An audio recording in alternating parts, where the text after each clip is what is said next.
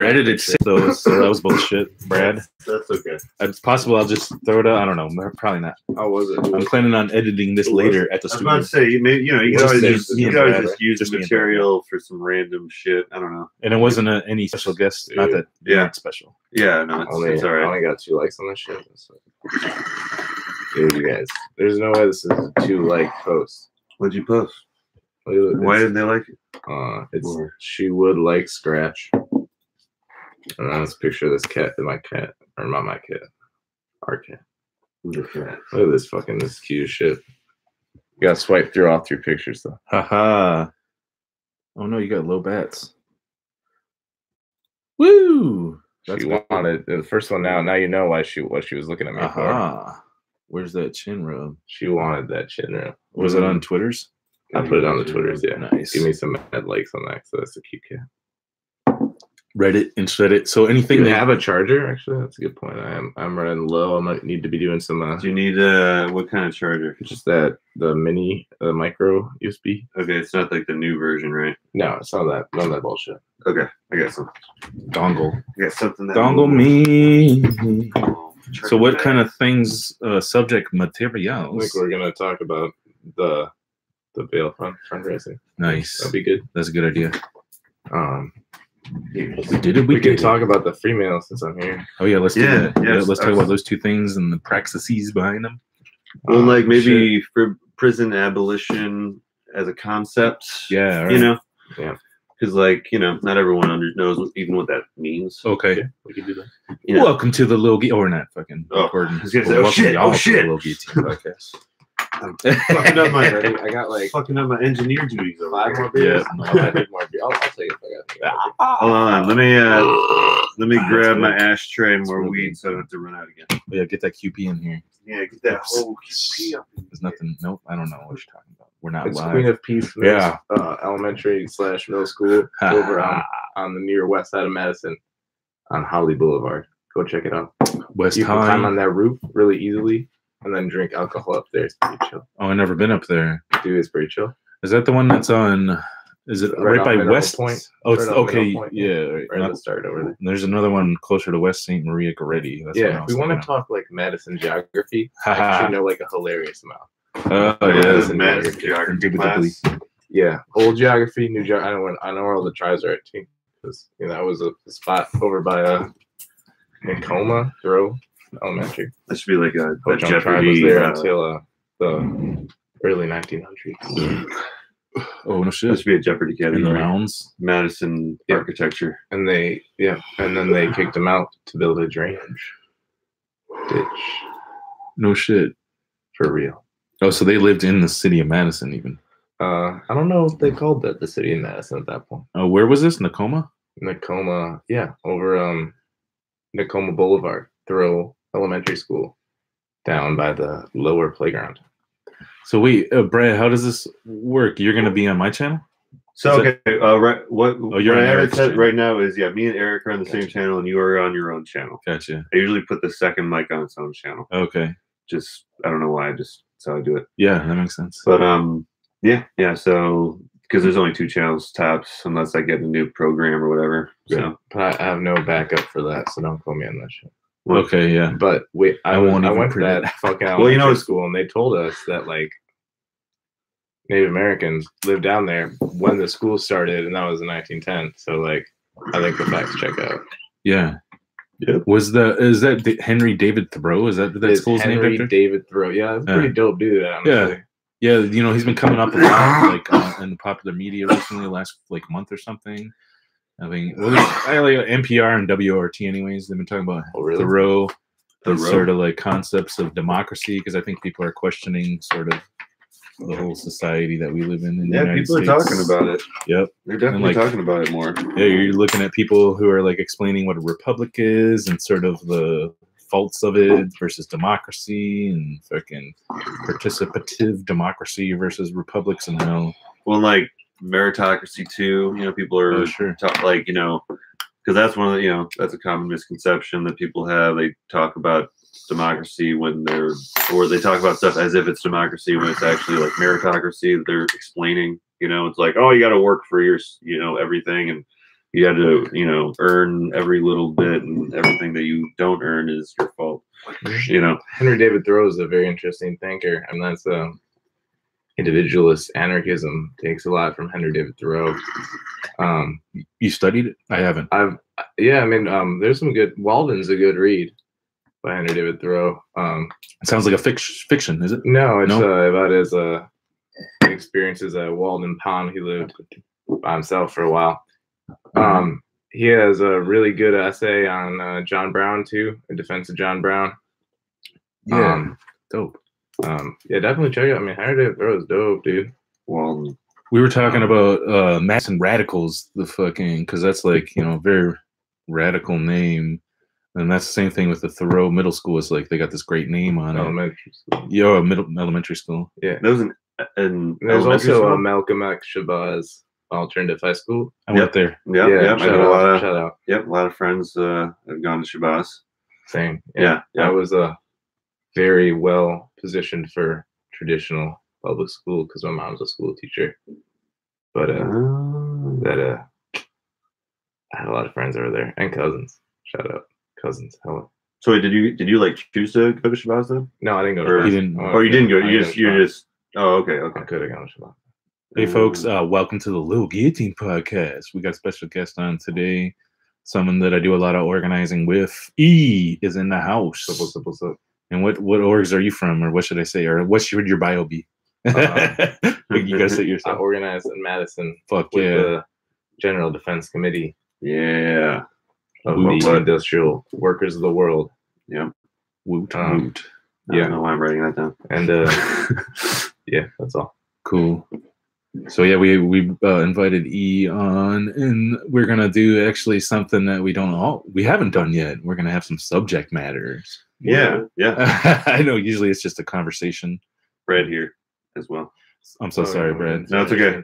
It's okay. It's okay. Yeah, I just wanted to get it out of the way. Yeah, I am here. And you notice I still haven't got it done. I like do it all choppy, and then I'm like, oh, I'll record this now, and then it's like it's kind of like when I'm recording my rap or something. Just fucking, I'll just like keep going, and then I'm gonna edit it so it's better. Anyways, yeah, welcome to the we got special guest E and Brad LeBaron. What up? What up? In the house. See, now we can make that sound great. Yeah, there we go. It will sound like I didn't forget you. I hate that. Yeah. Oh yeah, the augmented realities or edited. No, Yeah. My whole job is contemporaneous documentation. First time right, motherfucker. Oh shit. Yeah, I mean it does help. It really does help. I mean, you know, the less edits you have to do. You know. I'm ready for this. Yeah. Nice. What is your what do you do in the day jobs? I do the chemistry. You do the chemistry. Oh, Okay. The chemistry. All right. So we're gonna have some subject matter this week. Yeah. So what were we about to launch into? So yeah, let's go. I mean, nothing. Yeah. I'm not getting high as much, so maybe I'm a little more fucking spacey now that I am getting high today. Well, I get high every day, but just in the evenings now, trying that out for a little bit. Oh, nice. Nice. Yeah, it's going cool. Doing lots of CBD. So I was just gonna say, yeah, we got some subject matters today, and like one of them was gonna be prison abolition and the bail fund work that we've been doing in town. E and I are both involved in that. And then the other subject was, let me try to think about food security. That's right. Security. That's right. And then there was the mom's bail fund thing. Yeah, and of course, yesterday was Mother's Day, May 12th, in the United States. Do they have that in other countries? I'm not sure. I mean, you know what? That's I never thought about it until you just mentioned it. But like, I think it's not a thing in other countries. Yeah. Actually. Where's the fact checking? I've seen folks critiquing Mother's Day as like it's really conveniently placed right when there's a lull in retail like sales, and so it's like and then of course it's true. Reinforcing the monolithic authoritarian nuclear family structure. Mm-hmm. As well, of course. Yeah, I've also heard it's be pretty traumatizing for people who might have issues with their parents or trauma in the past, or if your parent has being a parent, or your parents passed away recently, and everyone else is out there celebrating their. We should get a content warning in here as well. Yeah, for sure. Yeah. Before that, so no, that's cool. I can edit content warnings in. Like I say, I mean, there should be one from the gate, right? Get it hard like from the and I am live too, so people do see all the mistakes, so it's all good. Yeah.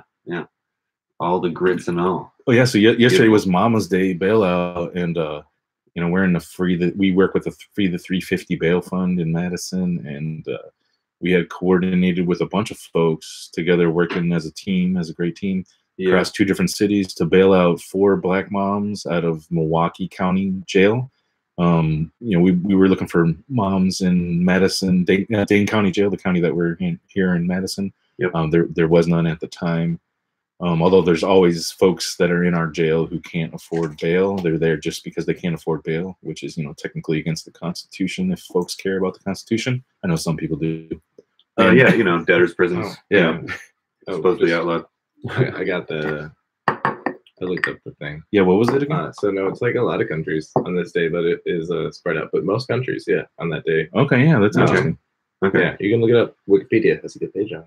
Okay. Right on. Shout out to Wikipedia. Donate or don't. I don't know. I mean, I really actually. I really don't know how that's going. Donate, please.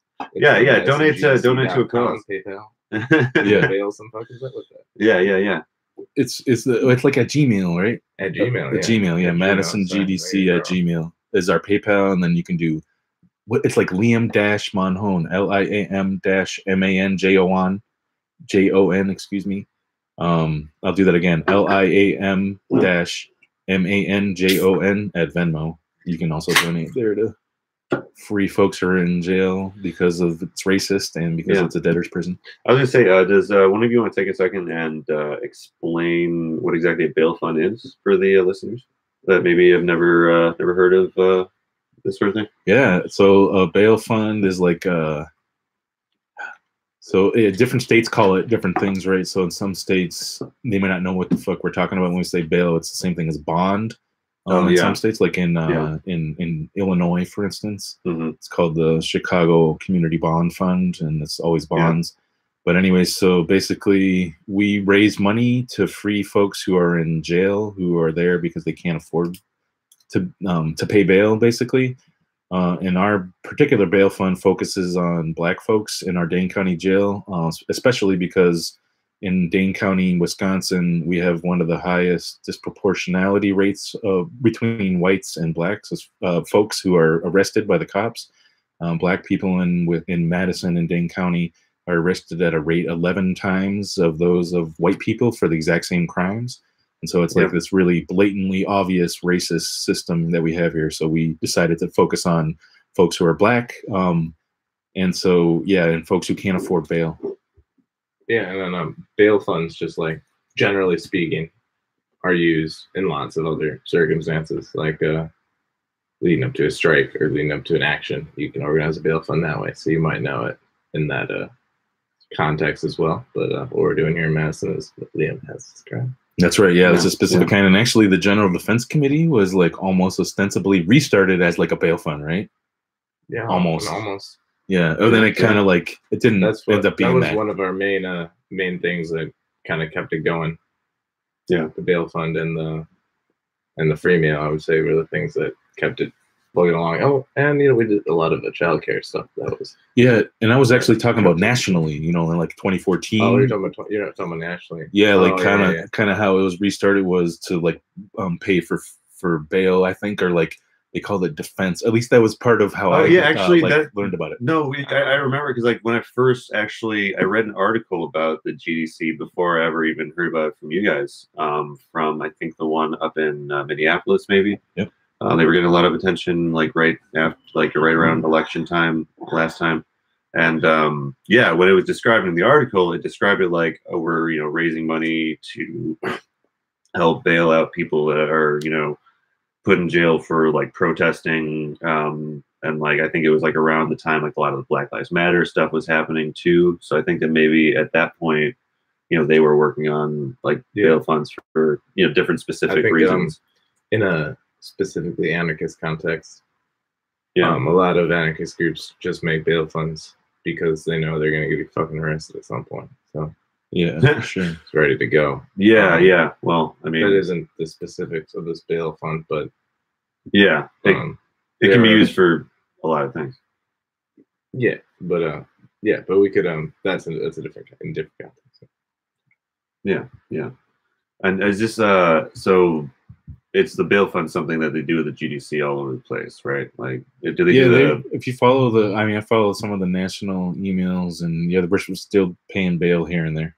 Not like not very often. Yeah, I don't know about that. Yeah, I don't know about that. I never heard about it. Was that like around J20th though? I mean, there was one just like last week where it was like, let's pay $130 for this one fellow defender. I forget what fucking city. I could look it up. It seems to happen like once a month or something. Yeah, we're nationally we're paying like a few $100s. So it's nothing on a scale like we're doing in Madison. That to the list there. Yeah, for sure. If y'all not on the GDC, the national one, it's a lot of freaking emails on there. Oh, really? That sucks. Like on purpose? You got a violation? Okay. Just it happened on I did not contact them for too long. Oh. Eventually they kicked me off. Well, I hope that doesn't happen to you. It was fair. I deserved it. I did. But we have a really go back on either, to be honest. So, you should just forward that shit to the listserv. Yeah, it's not that fun. That email listserv is not that great because it's just so busy. Ones, though. Give us the good ones. Yeah. Well, yeah, like I mean, the listserv is like, it's kind of like a way that like people have been doing it for a long time. I think it's like something that a lot of people don't want to let go of. You know what I mean? So, the GDC listserv is pretty calm. Yeah, pretty cool. Yeah, mostly just logistics, folks making motions on there, and then voting on them on there, which is one cool aspect to this organization is you can make motions and vote on them and digitally. Yeah. Well, I mean, it's like I'm comparing it to like pretty regular meetings, so we've been trying to move towards voting in meetings, which is more aligned with our bylaws. True that. Oh wait, no, completely aligned with bylaws. No, we got the vote. We got the email voting thing in there. It's it's in there. Yep. It's complicated, and I don't understand it, but it's not complicated. I do understand it. And where are those meetings? Anarchist organizing. Yeah, when's those meetings? Where are those meetings? GDC meetings. Look it up. Are at the old Social Justice Center, now the Mutual Aid Workspace. Yep. Workspace, workshop. I don't remember what workspace. I don't know. I like workspace more than workshop, but it's over. I don't know. What is that? It's like 1220, 12. Shit, I don't know the address. I just know the intersection. It's on Willie Street. I mean, it's on Willie Street. I feel like if you know the area, no, I don't get this. I think it's 1200. In Few. William Street. Okay. Yeah. FEW. And it's every Sunday we're meeting, right, Eric? Because we're doing every Sunday, right? So we'll having like businessy. It's 1202. I was right. It's on the 1202. Wow. Corner of Willie Street, and Few Street. So yeah, every Sunday 4:30 p.m. we're meeting there, and every other week we're doing political discussions about like some theory or another, and then every other week we're doing organizing meetings. Yeah. The theory is normally based around a book. Okay. This week we're going to be doing a Silvia Federici's I Do Not. Oh, it's let me out here again. Yeah, because I had to look this up earlier today when I was talking to Dane. Yeah. So. But yeah, if you want to come in and discuss some great literature and learn some stuff, come on down. Yeah, because also we were just me and you, Brad, were talking about doing the audiobooks for it. Yeah, and I think I will now that I'm all set up in my studio and shit, and like kind of gearing to go and out of my rep. Yeah. Probably do an audiobook for this and have it out. Yeah. Meeting in 2 weeks from yesterday, so 13 days. Yeah, and if anyone, the book is a 0.0 Revolution 0.0 Housework, Reproduction, and Feminist Struggle by Silvia Federici. Okay. All right. Yeah. I mean, if anyone, and I was just gonna say, if anyone specifically likes the idea of us, recording the audio of these meetings so that you can have that medium, give us your thoughts. It's something we're kind of like experimenting with. I mean, no, not the meeting, for the readings. No, we would never record a meeting. No. Yeah. the readings. Readings. Yeah. I'm sorry. Yeah. I misheard you. No, it's okay. Well, no, I think I'm gonna do it. I'm just gonna go and do it. Yeah. I want to. Did you ever do those last few chapters? Yeah, I did. I got in a rut, but I think I'm out of it now. So I'm gonna. Yeah. We're gonna try to commit to this. I mean, that's worthwhile. I mean, I was. Yeah, well, I mean, I like those a lot. Oh yeah, the Angela or the audiobooks. The audiobooks. Yeah, Angela was funny. Me too, actually. Yeah, because I listened to those. They're nice. I listened to them multiple times because then you can really soak it in, Yeah, all right. Yeah, and it's a lot easier. Like reading things multiple times, I end up just glazing.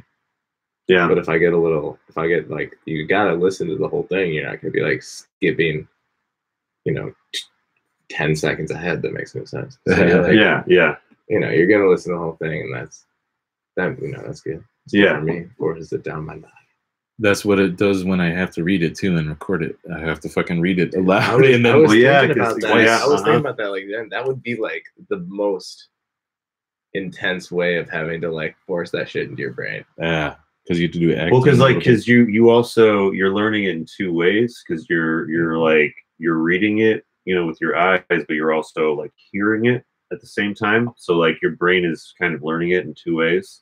Yes. I used to use that trick to remember stuff at work back in the day. I just like repeat stuff to myself under my breath as I was like walking to whatever to like write down that thought. You know what I mean? But that like saved me all so many times. I was never good at like writing you write down like, I always had to write down the math stuff, but then I would just remember it. That's great. Yeah. And then you have to go back and edit it. And if you do it yourself, then you're listening to yourself after you've said it and read it. Yeah, and that's a whole another thing. Whole another level. Jams it into your brain. That's how it goes. That's how it goes in the lab too. The missiles on the toe. That's how it goes. Many audits. 1, 2. Oh my God. Liam's doing it right. And I went into some Tribe Called Quest. Do we have unfinished thoughts? Probably, right? Well, I mean, I got unfinished plug too. Oh yeah, right. We're in the middle of a bunch of things. Yeah. Who's first? What's your plug? I got the thing that he was forgetting. Gotta listen to this new Chesky album. Chesky? You guys know Chesky? I have a coworker that's last name's Chesky. It's a I shouldn't have said that. ESCHI Chesky. New album. It's called Sad Fat Luck. Check it out. It's really good. Okay. I've listened to it almost every day since it came out. Right. Because it is awesome. Hella good politics. Hella good lyrics. A little bit of it's like a mix between like a folk punk and hip hop. Mostly hip hop. Ooh, I like that. Yeah, check it out. Check it out. I will check that out. It's really good. And, I like it a lot. And you were saying earlier, Liam, about how we kind of have like a different kind of like bail fund and flavor to our, organizing here in Madison as compared to like some of the other spots, because we're, more focused on the specific cause of the, prison abolition stuff. Could someone explain prison abolition concept to that? Yeah, that's an important part of this aspect because, like, basically, if you, I know what it is. I'm just I know, right? If you're a bail fund and you're paying bails into a system to get people free, but you're kind of not about abolishing the system that is imprisoning people in the first place and fucking people up, then in a way, like, you might even be like just helping the bullshit system. So like, at least theoretically, fucking, and by our actions as much as possible, fucking, we are explicitly abolitionist bail fund, and so the ultimate goal of paying bails and freeing people is to get people kind of like back into the work, so they can also work on prison abolition, and it's been successful. Our organizing crew has been growing like pretty big recently, and so yeah. What do you want to say on that? Let me try something. Yeah.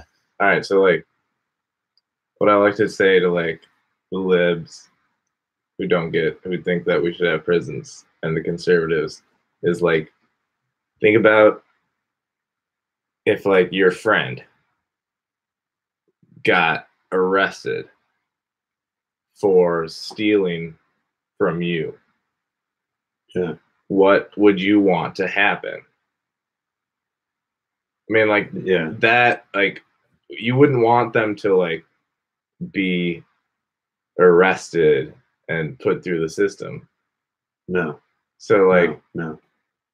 What's the why does everyone have to be so goddamn like punitive about everything? Malicious. Yeah, it's ridiculous. I mean, like, can you not extend that to like people that you live around?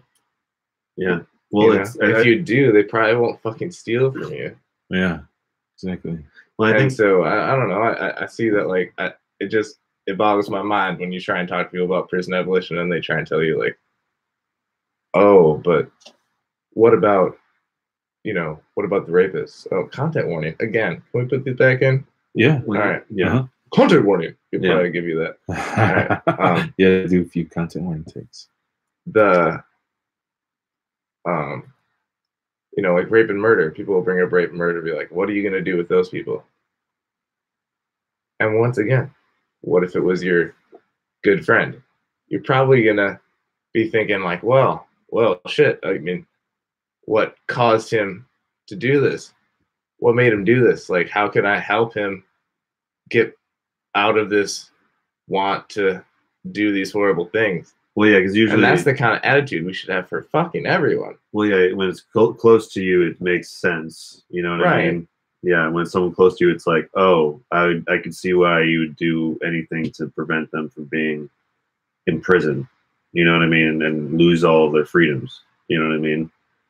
But I think that part of it is like that, people have this like, it's that whole, Punisher justice mentality that like, we need to take people who do bad things and throw them in a cell and, what do they get? Forget about them. Well, it's like, I think it's just easy.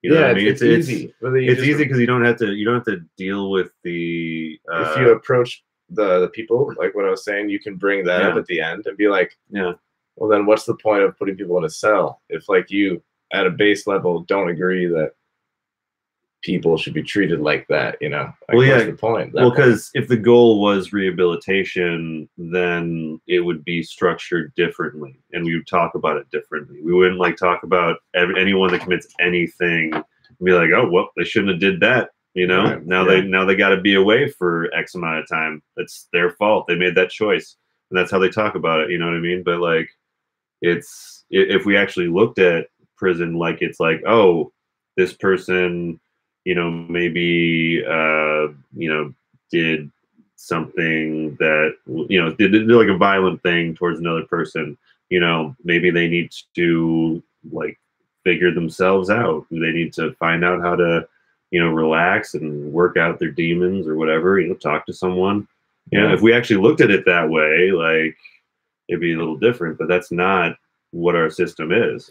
I went to...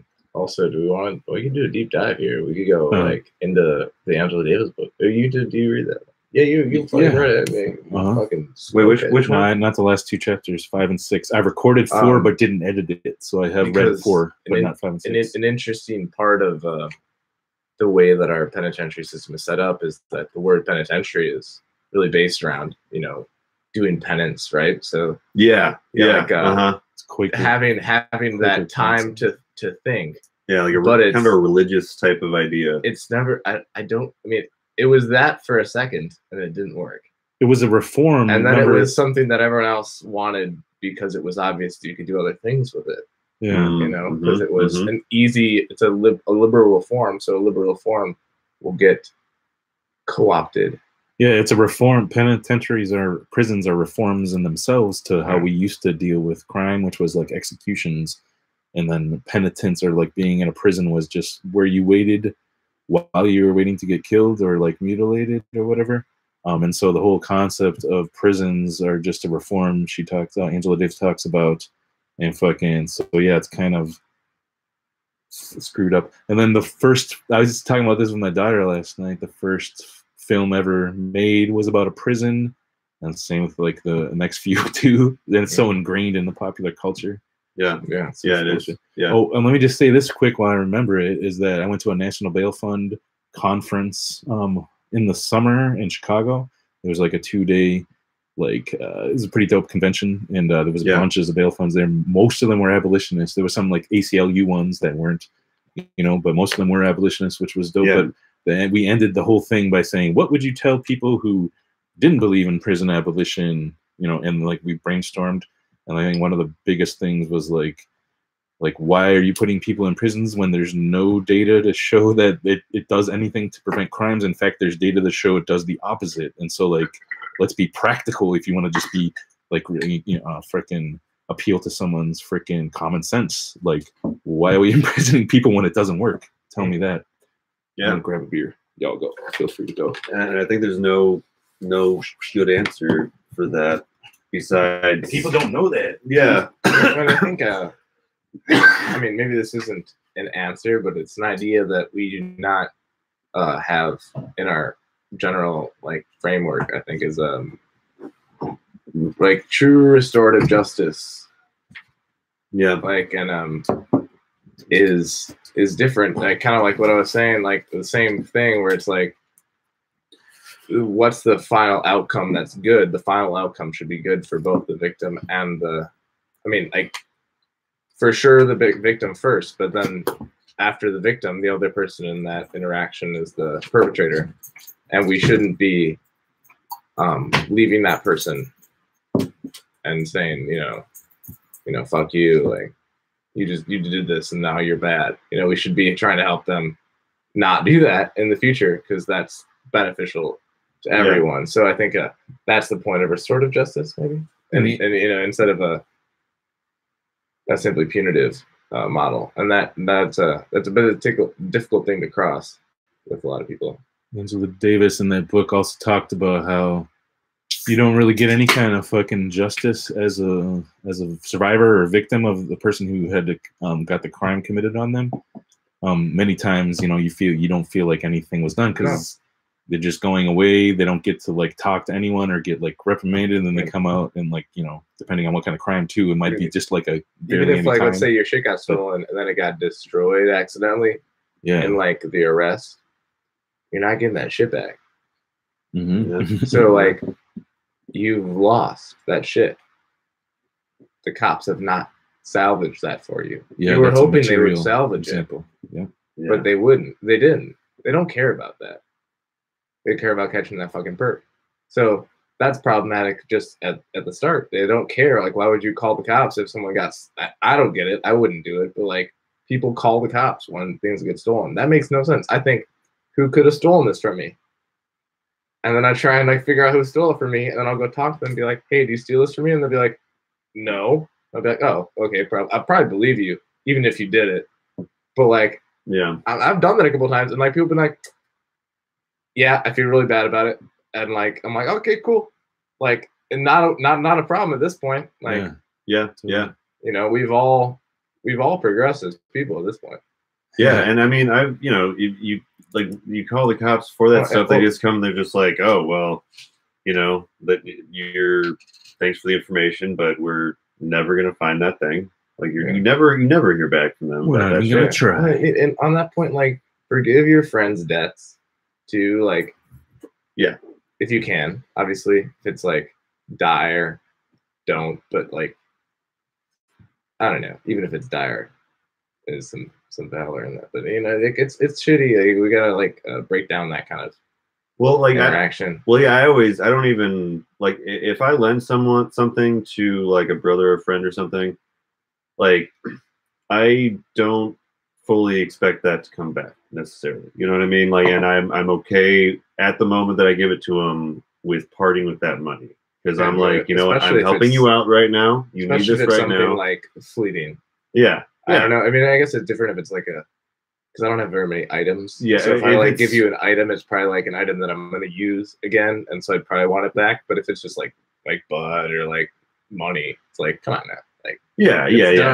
I mean, it's smoked, it's spent. Like, like a couple thousand or something might be I'd really like to get some of that back. You set that up beforehand more firmly because exactly. That's a different kind of. We live within capitalism. That's like a small loan between friends, right? Which is a little different than like I loaned my friend $800 to buy a computer, and we just set it up like on the fridge. Like, you just pay off the loan whenever you can. I don't care. It took like a few months. It actually took less months than we had initially arranged because I had a worry about a money pension. And that was fine, you know. I'm not rich, but like that was better than going to a fucking bank.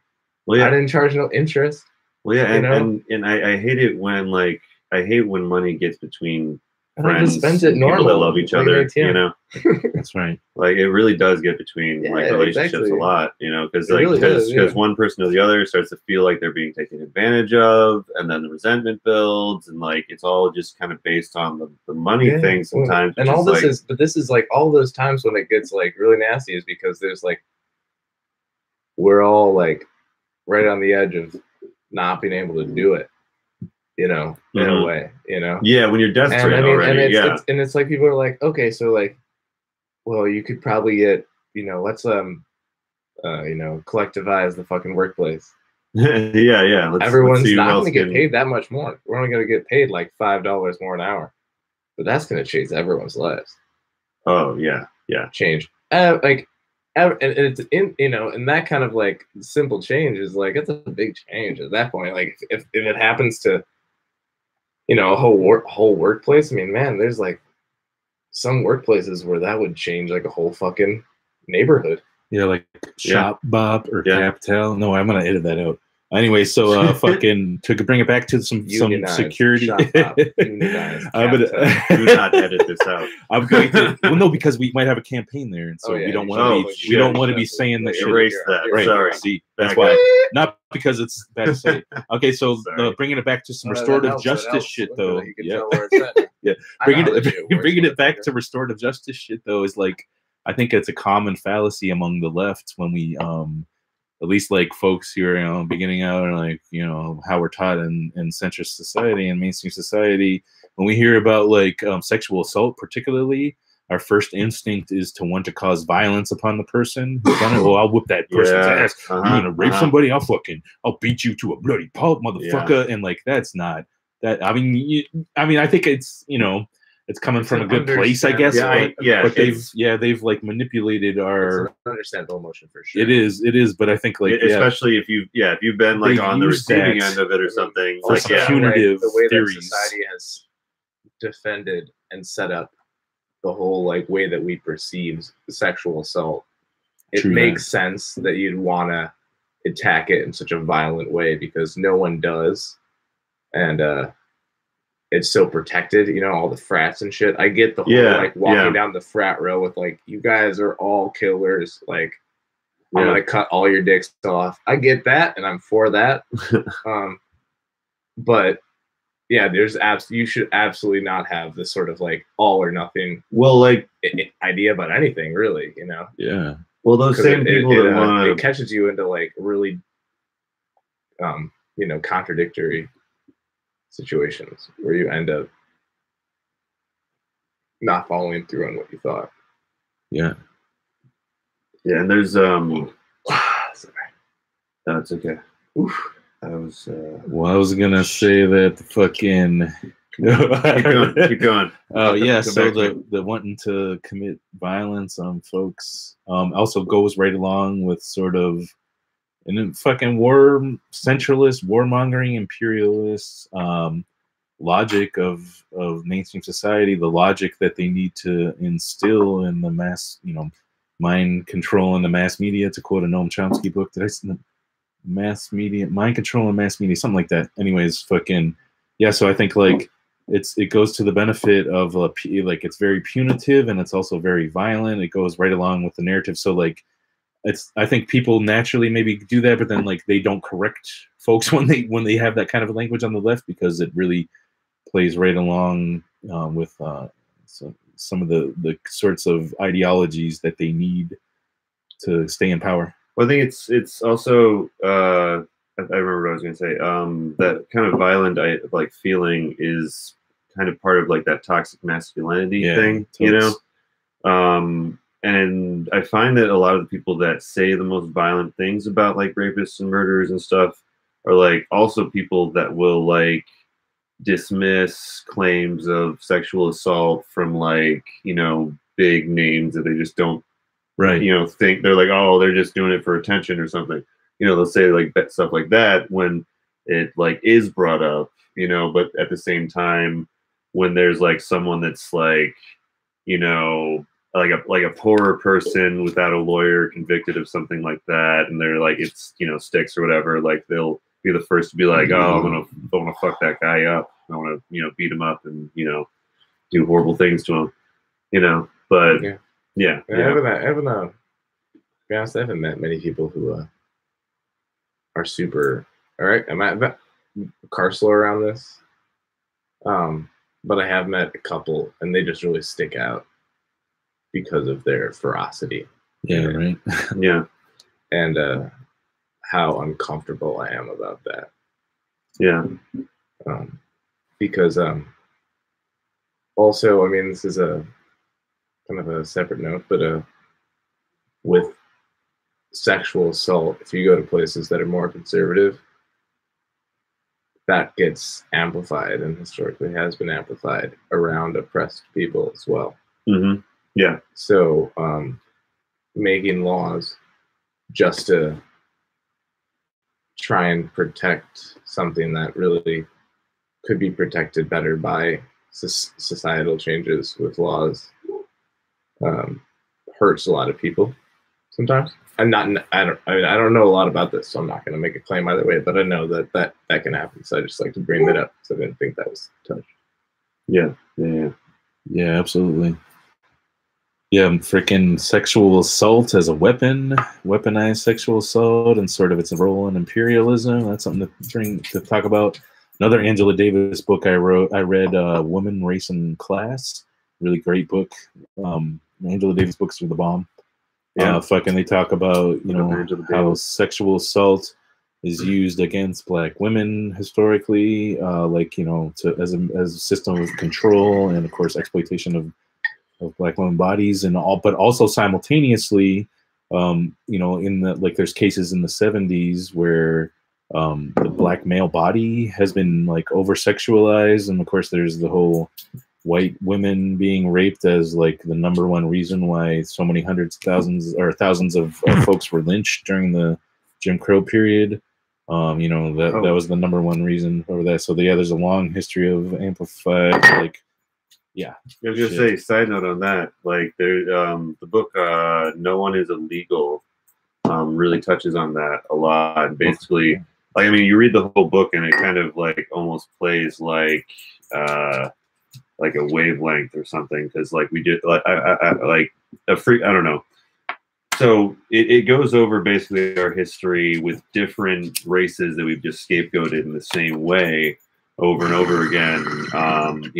Essentially one of the first arguments is always how they're coming to take their women. That's the first thing that they go to, vigilante the zoot suits. Remember the story of the zoot suits? They would talk about how they're wearing these suits because they're trying to sleep with our women and all this stuff, when really they were just going to a club and dancing and having fun, because that's what one does. But it's a really great example, because it just shows how every so many years we just need a new scapegoat, and it really puts things into kind of perspective. Kind of going along with what you were saying. Absolutely. Yeah. That gets me thinking. It gets me. I was actually just thinking it's almost like we've been kicking, there were a bunch of scapegoats before, and we're just kind of taking them down. Mm-hmm. Maybe somewhere more not mainstream, and they're still around. I don't know, because I don't think that it's new. I just don't want it to get the perception that there's new scapegoats that they've made up, because I think a lot of especially Jewish ones are really old and True that. Yeah, you're right. There's some that are really old. Yeah, because I read Tintin. Yeah. Tintin. Yeah. I don't know that. Dude, it's a fun little Belgian comic. Oh, okay. Super fucking Oh, racist. no, I know Tintin. Super racist. Yeah. Yeah, there's been those kind of tropes. Yeah. You see them in that fucking comic, in this fucking 1910. Damn, so old. That's been around. Yeah. So well, and they're not new. They're just they're coming up because we're pushed out other ones, which is good in a way, but not. Okay, this is also, I don't think this is actually happening. This is makes me seem like I have this ideology around it, but I don't. I'm just making a comment generally. Yeah, you can make a comment on like the symbolism in cartoons, I guess, basically specifically. Oh yeah, shit, yeah. And you're pushing out some of that, like, you know. I mean, when I was growing up, there were some of those fucking like blackface cartoons that Disney produced that would still get like put on like kids. There's that shows. Pokemon that's fucking horrible. Have you seen that? I don't. They got a blackface Pokemon. Anyways, I'm like, I should. Mr. Mime. I forget what it's called. But so, anime has been very. And I mean, nerd, but I never was gonna say. Anime, dude. I was about to say, anime and manga has been Jinx historically not very good with I guess portraying black people in general. Original Pokemon. Mr. I got you Popo. on that first 151. Mr. Popo from Dragon Ball Z. Look that one up. Oh, yeah. We're looking at Jinx. Don't look this up, people. It's blackface content warning. It's horrible. I don't know about that Dragon Ball Z shit. Well, what I'm saying is that there is I'm not defending it, but I'm saying that it is a problem in a lot of anime and the autocorrect manga imagery. Look at the autocorrect. You do Mr. Racist, and that Popo comes up. Oh, it says Mr. Popo racist immediately. Yeah, it's hella racist. It's hella racist. But it is. Also, it's supposed to be a Pokemon. That's how they're gonna like defend it. Yeah. It's still racist. It's a racist Pokemon. Yeah. Sometimes you gotta get Jinx. So I think there's like a spot. Maybe yeah, he pretty much looks like Jinx. It's horrible. You know? Yeah. I don't. Anyway, I'm sorry. That was a tangent. The Popo was even just got worse. that whole segment. Well, people need to know about it, right? Yeah. I don't know. I think it's important that people know that it's a thing. I don't know. But what spawned the conversation? The parts that I put beeps around. And then the content warnings. I think most editors want content warnings. Yeah, content warning for. I got you. But what led to that? What led to the conversation about Mr. Popo and stuff? What were we talking about? You asked? In kids shows. I don't remember. It was good though. Blackface kid shows. It's problems are still there, and it's not changed. There's not like new scapegoats, is what Eric pointed out, because you had said that. Yeah. But you mentioned zoot suits, and that's going to be another tangent. But before we go there, on a tangent, it's 8. Zoot suit tangent? Yeah, I got a lot of good theories about that I've read from some cool theoreticians. But it's 8:51. Do you need to go? Because we should get this other subject, if so, instead of any tangents. No, I'm fine. Okay, cool. Yeah, I might steer the ship, bud. Steer the ship. William decided.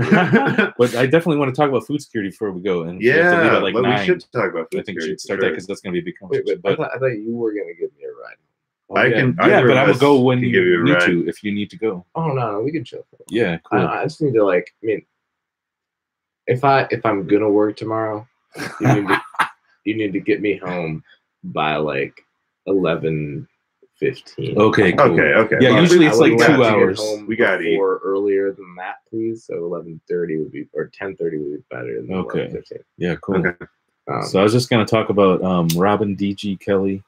He wrote about zoot suits. I like Robin D.G. Kelly a lot. He fucks with. Have you read Robin D.G. Kelly? Yeah, cool. Long time ago. Another book I want to read is his Felonious Monk book. Have you read that? No. I got to read that. So Robin D.G. Kelly is this. He doesn't call himself a Marxist, but he's like a post-leftist, I would argue. And he fucks with hardcore Afro-pessimism, but he's also like heavy into Marxism, Marxist theory and all types of other theory. Ibn Khaldun. Shout out Ibn Khaldun, who came before Marx and came up with political economy, and he's from Africa. He's an African, and so he doesn't get credit with it because he's a European. I'm gonna call myself a Khaldunist. Well, we got a real Eurocentric history. Yeah, for sure. Shout out Ibn Khaldun. But anyways, so Robin D.G. Kelly talks about the zoot suits, and he talks about these theories that I think are really important, and I wish more folks who were like white knew about this in our society.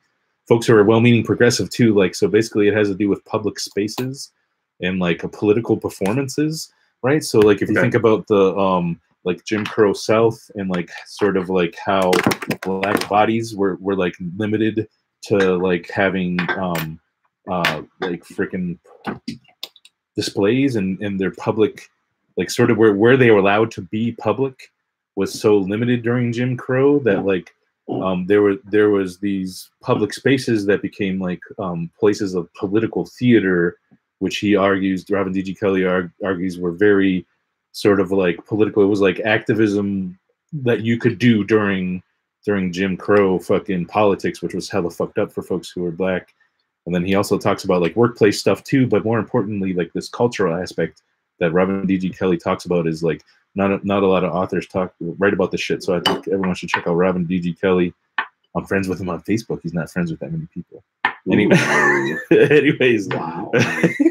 Name drop on Facebook. So anyways, fucking yeah, but he talks about like, you know, it was like basically like these battles, these cultural battles, and they were important because there was like black people had to resist culturally too, because basically they weren't allowed to fucking exist at all in certain spaces, right? Like, so, well, yeah, so yeah, like, yeah. And this is true under capitalism in general, and quite like, literally, and the relationship between capitalism and the capitalist system of economics and its fucking relationship to space and public space, right? So it has its history. He talks about this. It has its history in the violent expropriation of land of the peasants, and like a lot of people say UK, but it started out elsewhere as well. And fucking the ability for like capitalists to be able to control spaces and land in general is like crucial for the whole system to exist, because if they weren't able to privatize it, then folks would just be able to live off the land, which is like there's been laws against that since like the 1600s. Yeah. Or, you know, you're not allowed to go and like fucking forage, or you're subject to death, and that's sort of how capitalism. Water collection laws. The death of the commons, and so like the commons during Jim Crow became these very important political theaters, and so like he argues that zoot suits became like a performance of resistance because it was associated, not necessarily because they were that bad, but he also argues that like it became like an important political resistance movement for young black men to hit on women because of the bullshit stereotypes that they were doing that. And so they would like it was like radical for some of the folks. It was a form of political resistance for like young black men to hit on black women on the buses, right? In this very public place that was like it was like a performance theater, right? So like they wouldn't even do this. They weren't even interested in doing this in real life, but in this public place, they would do this as an act of resistance. And it's like threatening men with like knives on the bus and shit. Like that would happen often, and it would be something very radical. And so like he talks about this. Was this in response to like some of the like soldiers? Because I know that I thought that was also part of the why the zoot suits became sort of thing, was because it was in response to the soldiers coming into their neighborhoods when they were on leave or on the shore, whatever. Yeah, and to be fair, this article was super theoretical, and so it didn't talk about the history of like the zoot suits, because it's kind of like because the zoot suits were associated with rebellion, it became an act of resistance for them to wear those in public and like treat white men like shit and threaten them with violence. You know what I mean? Yeah. And so like that was the whole point. Because you couldn't organize a fucking union as a black person in public. You weren't allowed to, the only place you were allowed to communicate with other black workers was in your home, with your family, basically. And so that's why also a lot of the sort of labor actions that black folks did during the Jim Crow were extremely militant and fucking unorganized, but fucking militant as fuck, like work stoppages and just sabotage like a motherfucker. And he goes over some of the data about how much some of this sabotage work like really fucked up the capitalists more than some of the organized union shit. Well, I have a paragraph in this book that almost like it confirms exactly what you're saying. Cool, yeah. I like Justin Acker-Chacon. I got his new book, which is The Radicals in the Barrio, and it talks about the IWW and how fucking important of a role that we played in the Mexican Revolution. Dude, I saw that person at Socialism. I saw that one. Justin I was with you. Yeah. Yeah, that was a good talk. But yeah, it's talking about this is the Zoot Suit Wars is the chapter. Oh, okay, and no one is illegal.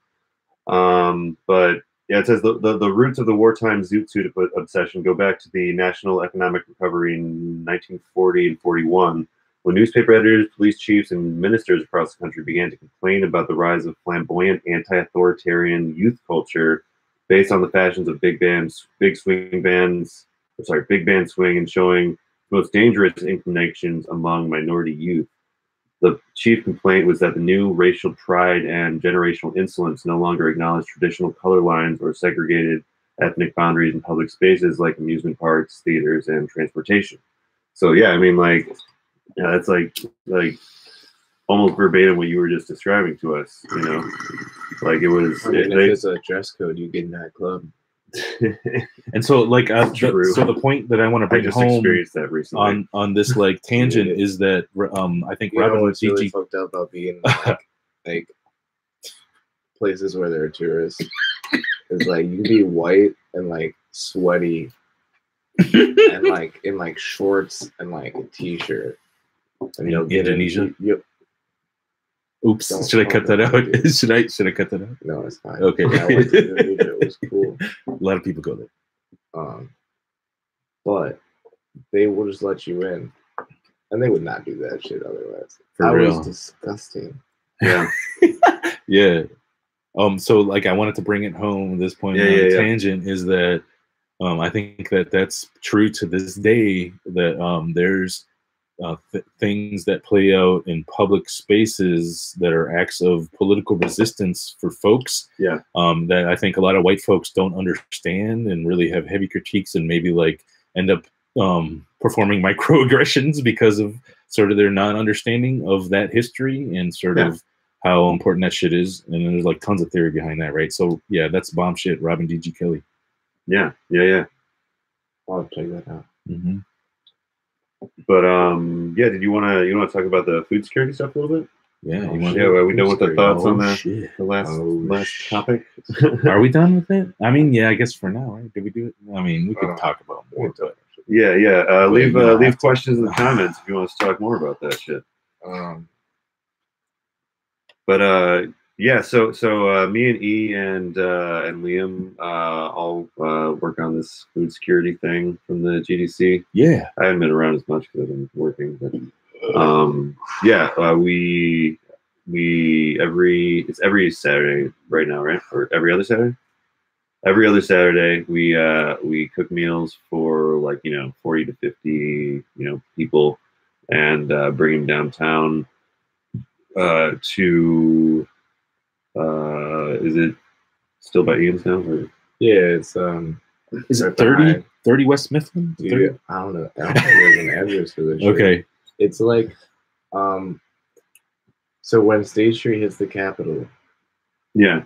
By the Vet Museum, right? Is it the Vet Museum? Yeah, it's right between the Veterans Museum and the Ian's Pizza. Mm-hmm. That's on the corner there. And it's right. We've been trying. Once they get that fucking table from you, we'll be able to go. Oh, we could get that tonight. You could stop by the studio. Let's do that. Let me do that. Yeah. So then we're gonna be right in that circle, and I'm this year. We yelled at us last year. They told us we were doing it along the sidewalk, trying to be all out of the main business. Well, you said last year or last week? Last year we were doing it out of the on the main sidewalk, right? Behind Ian's, like directly behind Ian's, and the cops told us that we were blocking the sidewalk. Oh my! And they did not told us. They said you don't have to leave. They're just saying just so you know, you're blocking the sidewalk. Whatever, dude. Fucking assholes. We might kill you. No. So instead, we're just gonna go right in the middle of the fucking circle where they put the goddamn Christmas tree, where they put the fucking the tourist, the gentrification bucket. Yeah. Hey, it's out of the circle. And we're gonna go right there. No more pictures there while we're there. No more pictures. You guys don't get pictures. You put the shit there, and now we're there in front. You want to take a picture of us? That's cool. Yeah. There we go. That's it. Yeah, so, and then we're not in pedestrian traffic, motherfuckers. Well, I think that one of the worst things that they did over there was put that fucking gaudy art installation where a bunch of homeless folk sat and slept and stuff, right in front of the Veterans Museum. They took away. Wait, which one? The one right in front of the Veterans Museum, and they put up signs right there that said no trespassing. It was there on January 12th. Oh, yeah. They redid that. Yeah. Artist Park. They put up that big fucking that dumb sculpture park before. It was that. Philosopher's Grove. You're talking about? Philosopher's Grove. Yeah. No, not that. No. This was a metal cutout of the city or something. sheet metal. Sheet metal. It's in the same park. It's like right where we did we serve, where y'all serve. Oh yeah, by the way, shout out to E and A who've been holding down, and T who've been holding down the fucking free meal. Yeah, for like, thank you. Yeah, and so like that's me. That's everyone. Every fucking time, always there. Yeah, for like 2 years and shit. Yeah. Woo! So yeah, so we bring this food downtown. I don't think we can fully explain it. We haven't gotten into this shit yet. We're still talking about. I'm talking about like other beef I have right now. I have other beef. We need to. So anyway, take a step back. Yeah, why don't you take a piss? I'll explain what. I was gonna get a beer too. Let's do it. I need to hear. Can you go solo? Okay, all right. Yeah, I guess it's. Do you want me to pause it? Yeah, or do you want let's me to pause just, it. Okay, pause it. Yeah, that's cool. It's first time ever we've paused it. Yeah, I've done. Why not? So many times. Because I don't mind editing. Yeah, put some songs on. Yeah, right? Some songs on. Oh yeah, I should put some. Put some Lil Guillotine. Oh, you know, it's just Keshki. I swear to God, I've heard him pronounce Keshki. Sorry, I don't know if that's right or not. No, it's Chesky. Okay, Chesky. 100%, I know it's Chesky. Yeah, and so yeah. Why? Oh, there it is. Catholic schoolboys rule, 9 fingers to the sun. Happy you woke, I woke up fully clothed and broke as fuck. So repressed that I cringe when British folks say the word cunt. Systemically made us felons so we would never hold their guns. Only higher shooters, never been to Hooters. If this was Los Angeles in 92, I'd be a looter. Kanye sends dick pics, I send dog pics. How the hell am I 36 and so fucking defiant? Swam back to the trap with us most trap rappers and clients. Like clockwork, our country's blessed and obsessed with ultra violence. Working in the drug world, you see a lot of grown men crying. I was actually born in July, most these guys are Leo's lying. Touch a lot of dollars, all of it I owe to others. I wanted to fuck with crack after I saw it fuck my father. This life has a lot to offer. Sweet poisonous kisses from the lips of priests or devil's daughters. Precious dicks and mistresses quick to spit the venomous sickness, simple sicknesses, severing heads with liquid sediment, slide like sedimentary mud.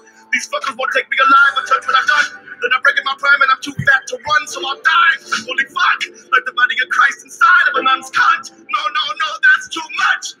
You're supposed to pose as a poet, not grow into another punch-drunk punk. Today I'm overthinking of a population that voted for Trump. But the one time in junior high when a little boy called me skunk. Because he saw my skin was light, but I wasn't white enough. Thought English wasn't my mother tongue because my family was Puerto Rican. Suburban Connecticut kids laughed at a name that sounded foreign. Never quite fit in with the other ones on the teacher's attendance list. In California, when I was 11, they asked me to talk Mexican. Got so sick of explaining that eventually I just said, yes, that's fine. Everything is a test. Everything falls in line. Like flat ones and electrocardiographs when they die. Everything is a test. I against I against I. In the meantime, use those brains to redefine that life. Everything is a test. Everything falls in line. Like flat ones and electrocardiographs when they die. Everything is a test. Everything falls in line. Like flat ones and electrocardiographs when we die.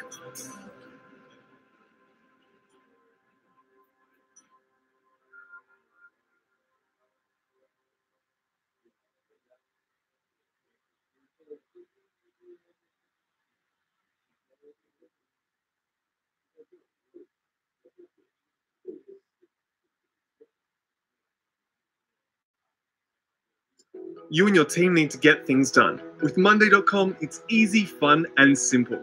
Just add the workflow that suits you. Whether you're a small team or a big organization, everyone will know who's doing what. Click, drag, and drop to create your board exactly the way you want it. Mention your teammates in real time, share files, assign people to tasks, stay in control on the go with our mobile apps, and see exactly who's responsible for what. With just a few clicks, you can plan for the future and manage your workload visually. Like a Gantt chart, but simple, intuitive, and totally focused on people. Your team is organized, efficient, and on the same page. So go to Monday.com and create your free account today.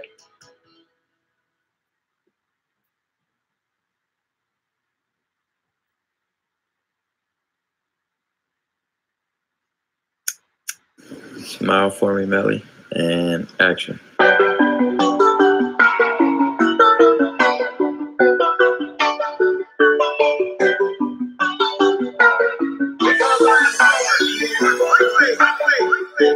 Say you want someone, Say you want someone.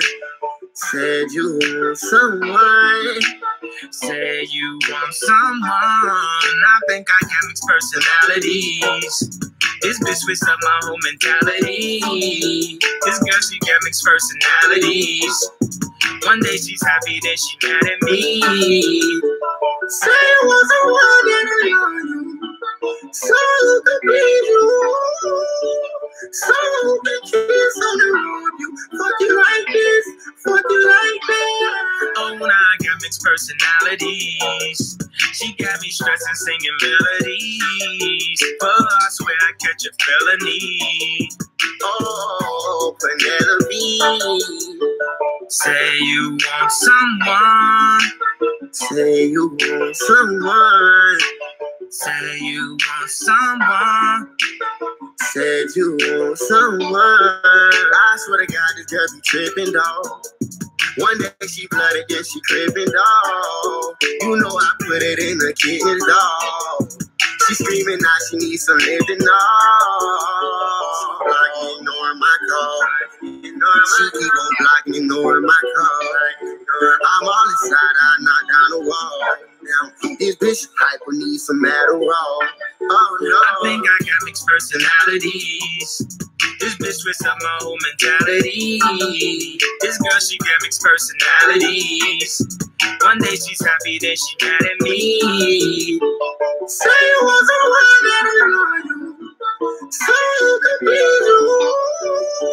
So you can kiss on the road you. Fuck you like this, fuck you like that. Oh no, I ain't never been here before. Oh no, oh keep pressing in. Oh no, she keep ignoring my calls and blocking me on everything. Bitch, oh no. And it's my fault. I got the keys to the little bitch heart, and you can't take a fault. Better go get a lock, bitch. Better go get your Glock, bitch. Pull up on the motherfucking op. Keep playing with my slime. That's my boo, that's my slime, that's my everything. That's my bitch forever. Don't need no wedding ring. I get her the world, polka dots on her new pajama. Take the bitch out to the home. Let the hoe eat that penny home. Matter of fact, I'm trying to make the mama. Take her down in the other way. Take her down, yeah, the other way. Take her down, yeah, the third way. I can know you dog, trying to give you love. You keep telling me you don't give a fuck. You won't find nobody that can fuck you like I fuck you, babe. You won't find nobody that can fuck you like I fuck you, babe. You won't find nobody that can fuck you like I fuck you, babe. Young nigga, I think I got mixed personalities. This bitch switched up my whole mentality. This girl, she got mixed personalities. One day she's happy, then she mad at me. Say you want someone. Say you want someone. Said you want someone. Say you want someone.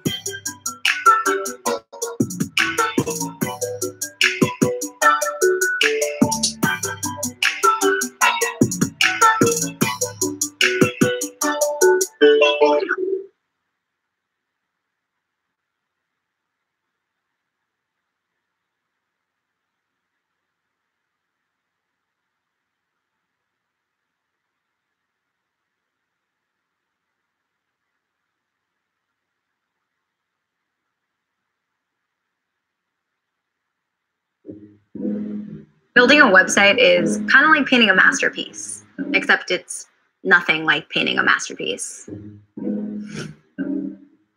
See, when you paint something, you can actually see what you're doing. So when you draw a little house, look, there's a little house.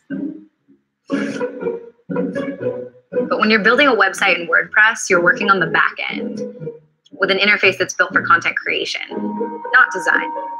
Plus, you have no idea how anything will actually look on the site. Hard to create a masterpiece that way. Masterpiece. Now there's Divi. With Divi, you can create your WordPress website on the actual website in real time. So if you want to add a widget or text, go ahead, add it.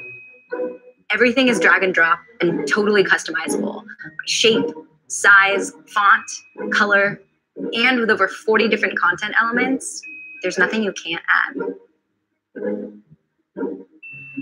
So now building a website really is like painting a masterpiece, only a whole lot easier. Divi, the fastest, easiest way to build beautiful websites.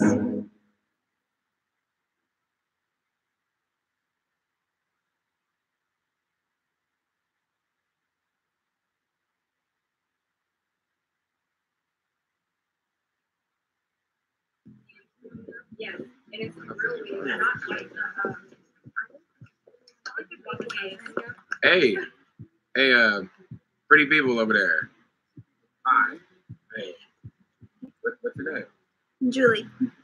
Well, you guys, where you guys going? Shit, I got me and my friend, you know, we try to hang out, like. Actually, we're on our way home. Is it a big house? I mean, is there enough? Hey, you got a Facebook?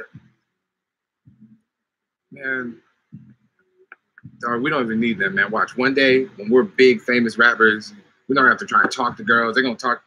All right.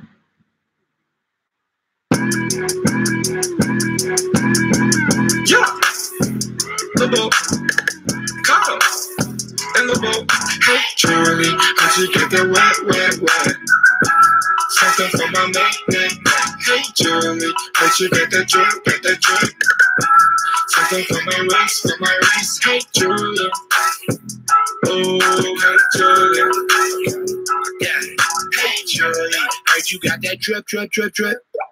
Yes, something for my wrist. Paparazzi sound like flick. Nikon, I'm an icon like Will Smith kid. Yeah, me and that's a layup. My old life, I still awake. Well, I tell Spanish, mami, don't be aquí. Well, yeah, go to my mouth, I talk cheap. No, yeah, these bitches used to make fun of my teeth. Oh, nice. Now they crusty, AC brushed out 7 degrees.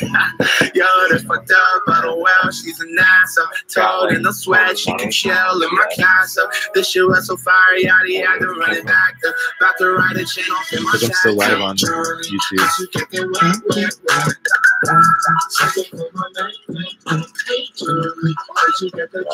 Wait, yo, cut. What's going on? We good? What's up? We get this bitch is looking at me crazy. More Who you calling a chest bitch? key. You bitch? Chest key. Sad bad luck. Do that one. Chest key. No. Oh, did you see it? No, I didn't see it. But put sad Just bad put luck. Sad bad luck. On the follow. Yeah, do that one. Yeah. Real quick Fat before work, you watch yeah. your video, I've got a free Facebook ads cheat sheet as well as a yes. mini course. Chest key, right? Chest key, yeah. chest key. Got it. Yep. Got it. All right, everybody.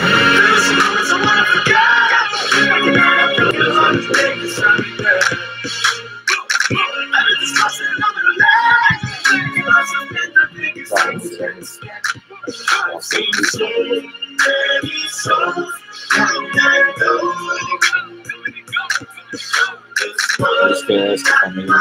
I update the message?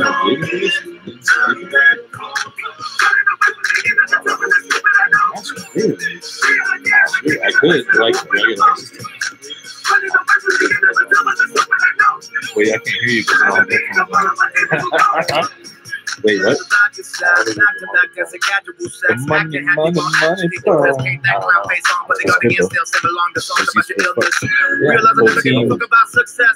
Yeah, the GDC's account.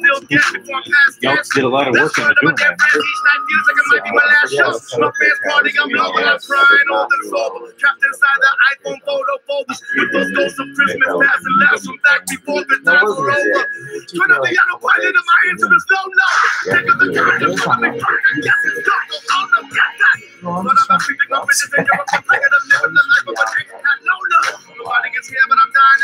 Oh, yeah, I'm live on YouTube.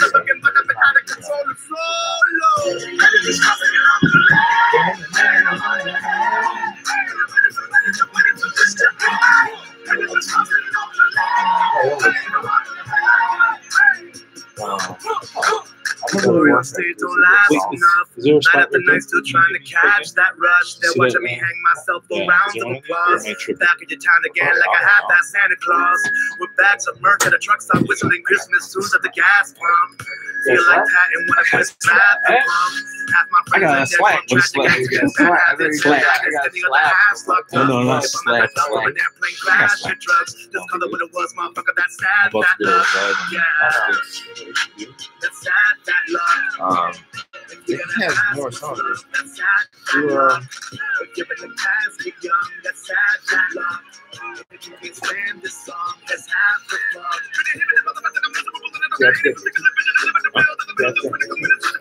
No. You can once you it's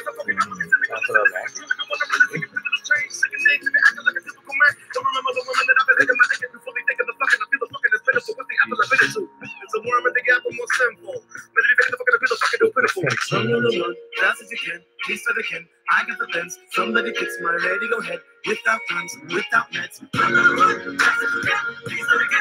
got the fence. Somebody gets my radio head without guns, without meds.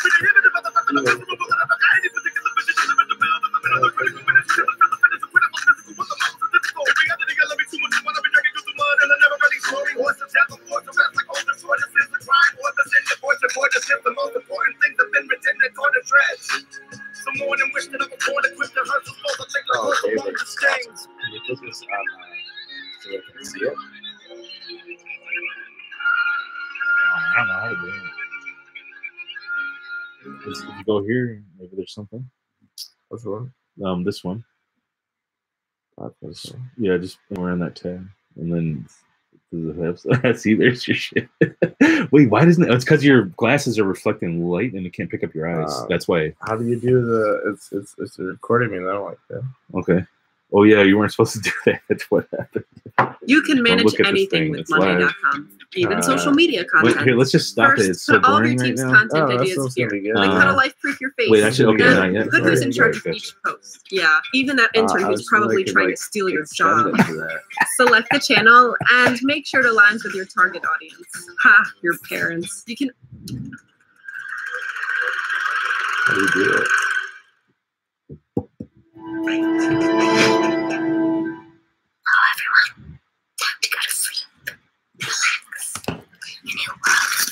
That's a good one. Here, I can walk. Ready? It's a good one. Wait, is this going to be playing in the background? Let's start. This is a nice tune. It's a good song. Chess key. Daybreak, break on my bones. I wait for them to grow. And I will crawl my way up from this hole. Yeah, Chess key helps set up my buddy Serengeti, who I've done a little tour with his last tour. Which I guess he didn't. Because I guess because I'm gonna say this sensitive information. I guess he just broke Serengeti did, but it wasn't. There's an oil painting of the border with his head, serving on a plate for kings to laugh at. There's another painting of a 30-something saint, shot by arrows for his faith.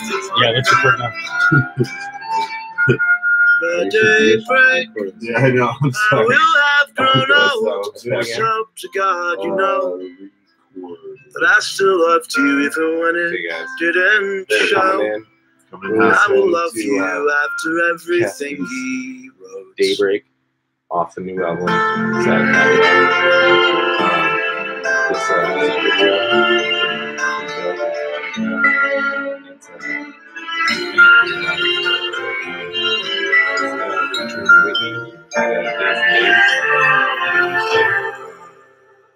Check out Days and Days. Check out Chesky. CESCHI. What's up, folks? You're in the Lil Guillotine podcast. I'm here with E. And this guy's name, I can't remember your name. Why? It's Brad. We're plugged in. We're listening to Chesky. And we're recording the Lil Guillotine podcast. welcome aboard. The real challenge is to get the ball. Again. It's the poverty So of we our were just about to aspirations. get into the stuff about food security. So yeah. 9 seconds. What was that band again that played this? This is hot. The band, the folk punk band for my Instagram folks. Yo, you just said it. I thought. What I said. They'll have to listen to the episode. People that play the music for the song. They'll have to listen. Yeah. Well, I guess you'll have to listen to the episode. Yeah. I don't think I really guess. There's another band you plugged, good. but they'll have to listen back to the episode. Yeah. Oh yeah, that's right. Yeah. Yeah. Coming soon. It's called Eevee Two Drugs. Eevee. That's Dude, it. I could be a Pokemon. Eevee 2 Drugs. You can be anything you want if you're an Eevee. I am now. A little bee Vaporeon at some point. Yeah. Vaporeon. So yeah, we were just gonna get into some food security, talking about like the praxis. Yes. Or lack thereof, I guess, to be fucking controversial. Yeah, exactly. Because basically the reason I bring that up is because I used to be in a Trotskyite organization, and a lot of the work that I do and what now I consider basically doing anarchist organizing was not all of it, but was considered to be liberal, fucking reformist, fucking charity work. But I don't agree with that. Yeah. This is a lot more direct. Yeah, so I think they would have a hard time justifying that. They talk to me. Yeah, well, I agree. Yeah, that's the thing. I mean, like when I've talked to like people from the organizations that I think you're talking about, they seem like really like they don't exist anymore. Well, yeah. But they seem really supportive of the idea, like the fact that we were succeeding and making some progress. That's good. They seem on an individual basis. Yeah. Theoretically. Yeah, well, like it's definitely not like a tactic that they take, and that's what I like about what we do. It's like it really activates me. It makes me feel good because I'm like seeing the fruits of my labor like right there. You know what I mean? Because we just to recap, we cook these meals, we bring them out to downtown to the wherever. Sometimes the location changes according to where they're more congregating. Like during the winter, we had to change locations a few times because they weren't congregating near Ian's anymore because it wasn't as advantageous as it's cold. You gotta deal with fucking elements and shit. But but we try to bring that out to them, whenever we can. And one thing that's great about that is we get to get out and interact with people and see how it affects them immediately. You know what I mean? It's a good service for everyone involved. It's good practice for us. It's a good thing to do. I don't know. Can't say enough good things about it, but I'm also involved in it sometimes. And I would agree with you, Eric. Excuse me. I would agree with you, E. I'll edit that part out. Is that fucking? I'll agree with you, E, that you could debate and win an argument with any of those folks, and that's the reason why it was so important for them to keep their members away from people like you at all costs. And I have a funny story about that. I was at Socialism Conference last year, the last time it happened in the ISL. And I was talking to a young comrade, and I was dropping hella anarchist theory, and I was able to back it up, and I was fucking making good points. And like this person went up, this person who saw that I was theoretically a threat, I won't mention their name, literally dragged that person away from me with some excuse oh, we gotta go, blah, blah, blah, blah, blah, blah. We gotta leave right now. Like it was obvious that I was theoretically a danger to sort of the whole operation, and that was kind of flattering to me. I was like, wow, I never had that happen. That's kind of fucked up. I mean, well, hear a controversial opinion coming in. Yeah, someone who can controversial opinion coming in. I guess I might have this more in common with the fucking weird incel crowd with the whole let's at least be honest with what you're fucking talking about. Don't just rip people away from shit. Yeah. Yeah. You should at Yeah. least fucking confront the. I was talking to this guy, an Australian guy, and he was trying to tell me that all that mattered was sane your mind.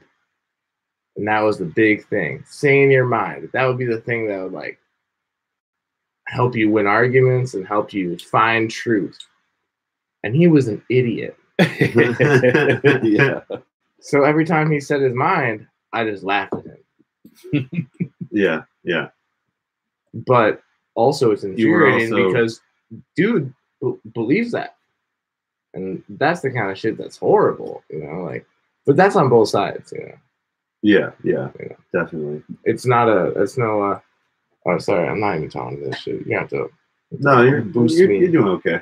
Yeah. I'm doing okay. A few beers later. Oh, I can't get to this. You guys, like I said, they barely caught me on. Yeah, sorry. Like, we did. Hey, do you want to do the podcast? And I was like, I'm like 8 beers deep.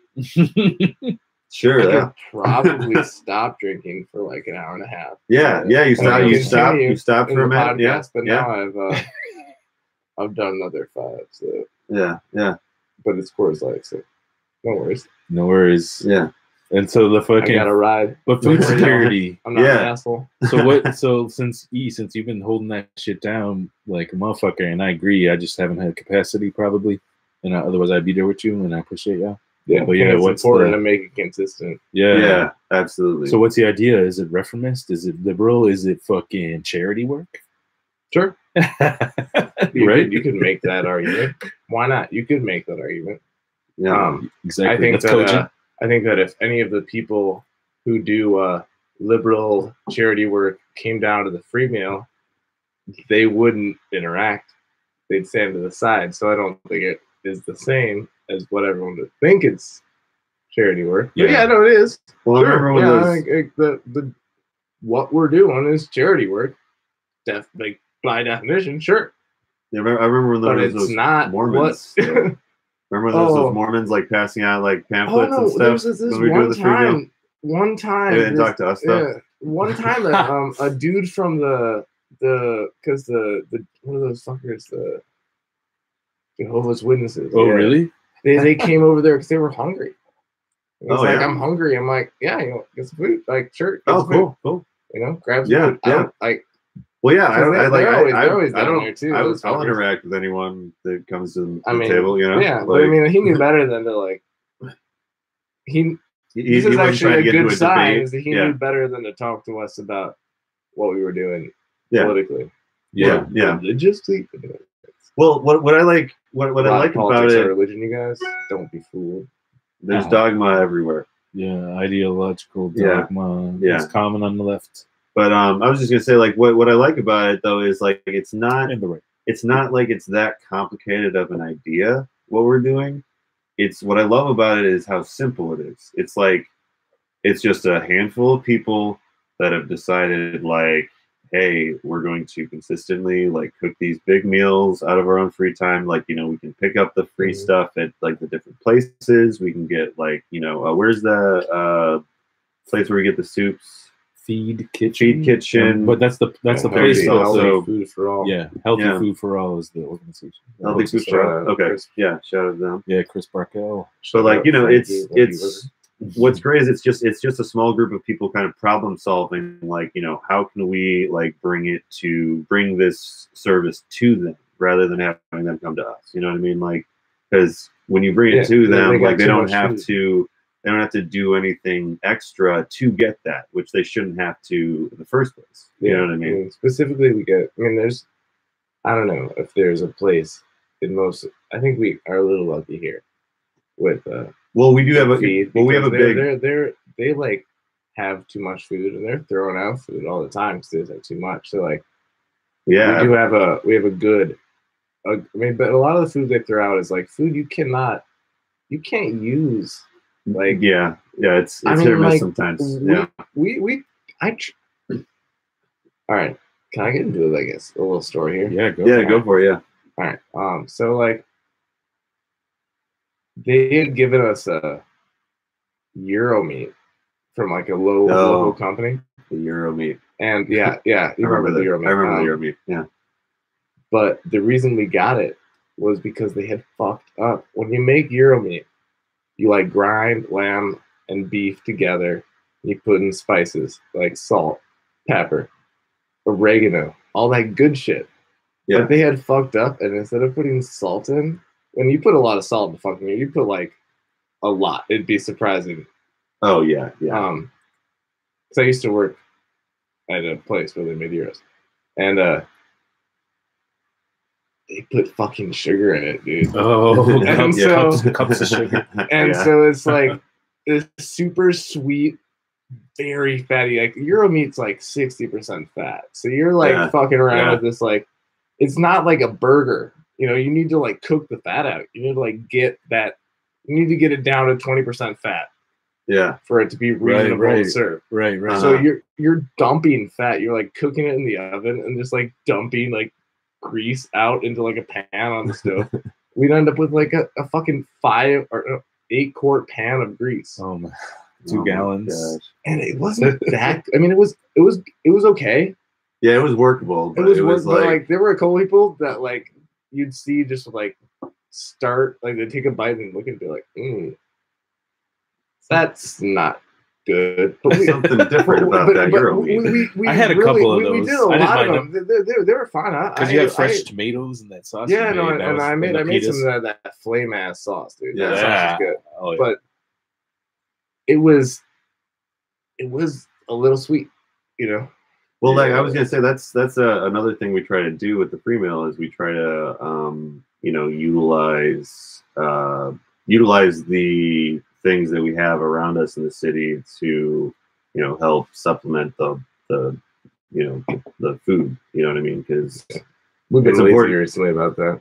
Yeah, well, sometimes we'll go out and like just buy a few things and fucking slap it together. But sauce, we do try when we can sauce, to sauce, like sauce. the GD sauce. What else? I'll share this recipe though. Okay.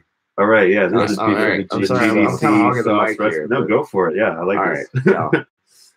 So GD sauce recipe. Yeah. There are 4 ingredients, or no, 4 ingredients plus spices. Garlic. You probably want like a solid 4 tablespoons of chopped garlic. Okay. 5 pounds of beef. 5-pound bag of onions. And that's what's up. Probably with that amount. So 10 cans. I'm not going to give you the secret of tomatoes of some kind. I won't tell you. It's a secret recipe. Okay. All right. How can they get the? Can they get the secret if they 10 sign cans up? of tomatoes, but if you donate to Free Black Mama Bail Fund, what's it called? Free. Yeah. Well, it's for Black Mama's bailout. Yeah. Mama's Day bailout. Don't you? Free Black Mamas. Yeah. Free Black Mamas. That's what it is. Yeah. Well, also, I mean, you can send it to any of the if you accounts that you put mentioned it earlier, in there right? saying I want the secret to the sauce, I will give it to you. It's really not that interesting. If it gets you to donate, no, it's so interesting. I won't tell either of them either, so they can't like sneak and say it's just gonna. Okay. It's only you. You only know. Okay, that's hot. I just say we were joking about, but we should totally make like a GDC cookbook. Just like how to make like big meals in a quick amount of time. At this point, that's the only one that we could put in there because the other ones have all been like, do you have something that's completely fucked up? Fix it. well, but I mean that's a good thing to know how to do. I mean, it's a way. It's a way to utilize. You can utilize. Well, yeah, it's true. That's true. Really you do get well. We could base the cookbook on like those ingredients that you get like big amounts of and like bulk. You know what I mean? There are a few things like chicken, for instance. We never figured out bread and soup. No, we never figured out. I don't know. We get bread and soup a lot. Squash. I got you guys. I don't know how to do that. No, it's such my grandma used enormous to make amount of work to make that much squash soup.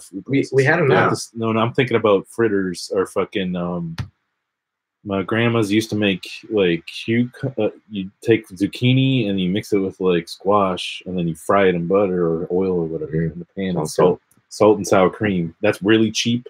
Massive people. I forget what it's called. Dude, the fucking sour cream? Zucchini pancakes is what she called it. Yeah. Zucchini pancakes. Yeah, I've heard of that. I've heard of sour that. cream gets really expensive really quickly. Okay, so maybe that's not the jam.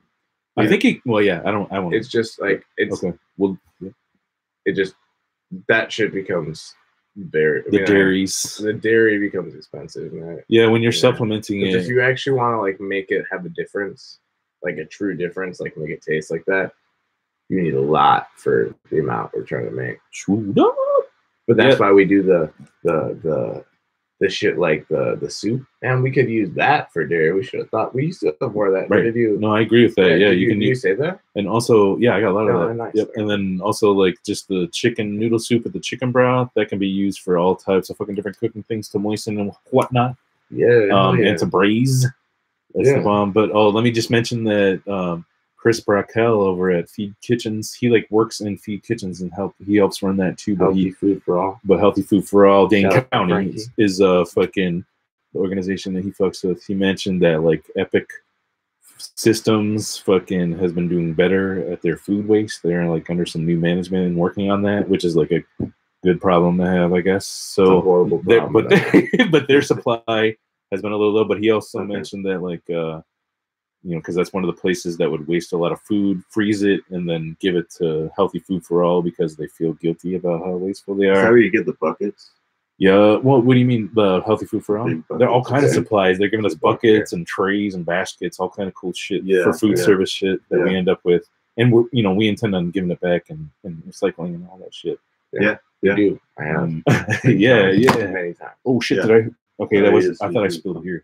No, you're good. Drug abuse. But so wait, let me. Okay, no, go. Revolution. You've been waiting. Oh, I was just saying. I was just gonna say. It's like we should like just make a cooking show or something. Like just. My homie. We have so much material here. Rare MC's been wanting to do a rap cooking show, and we could do a revolutionary. Dude, yeah, I was about to say, dude, the revolution needs to be fed, dude. You should go to my studio. You're gonna see it, hopefully, or we're gonna stop at my studio. But I have it's not just a music studio. It's a motherfucking video studio. Cool studio, I got the green screen set up. You didn't see it either, and I got everything like moved back and out of the way so that you can do really wide shots on the green screen, and it's pretty fucking impressive. It's a nice space. Cool. Nice. Oh, ooh, I can hear that. Yeah, don't edit that out. Didn't happen. Oh shit, that's what edit out like other things. Yeah, it's gonna be a comedy. Yeah, it's not true. Yeah, it's got to be comedy. So I wanted to just pose a question about like I've heard on It's Going Down. They interviewed some folks in Atlanta and like some other and like I think MC Soul, which I really respect and love his podcast. Fucking shout out MC Soul. Soulcast. Also shout out, love it. Yeah, Soulcast. I like your shit like once or first and second. Soul1.org. I'm too bored at work, motherfucker. I believe it's Soul1.org.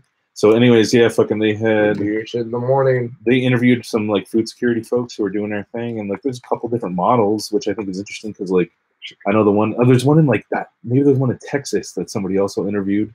Yeah, it's soul1.org. Soul1.org.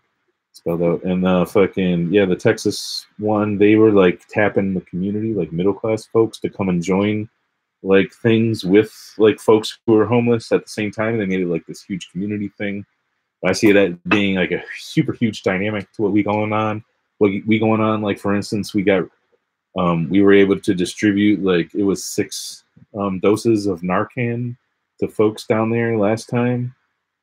So I don't know. What do you think was that? What do you think about those models or whatever? Like, should we try a different model or like anything like that? Like where we bring community in and like have them cook and we just like tap them and be like, meet us then, bring this and this and this. Are you bringing this middle class person? Can we cut my part when we were talking? Because I didn't want to talk over you. Yeah, no, that's cool. Yeah. Sorry. No. No, but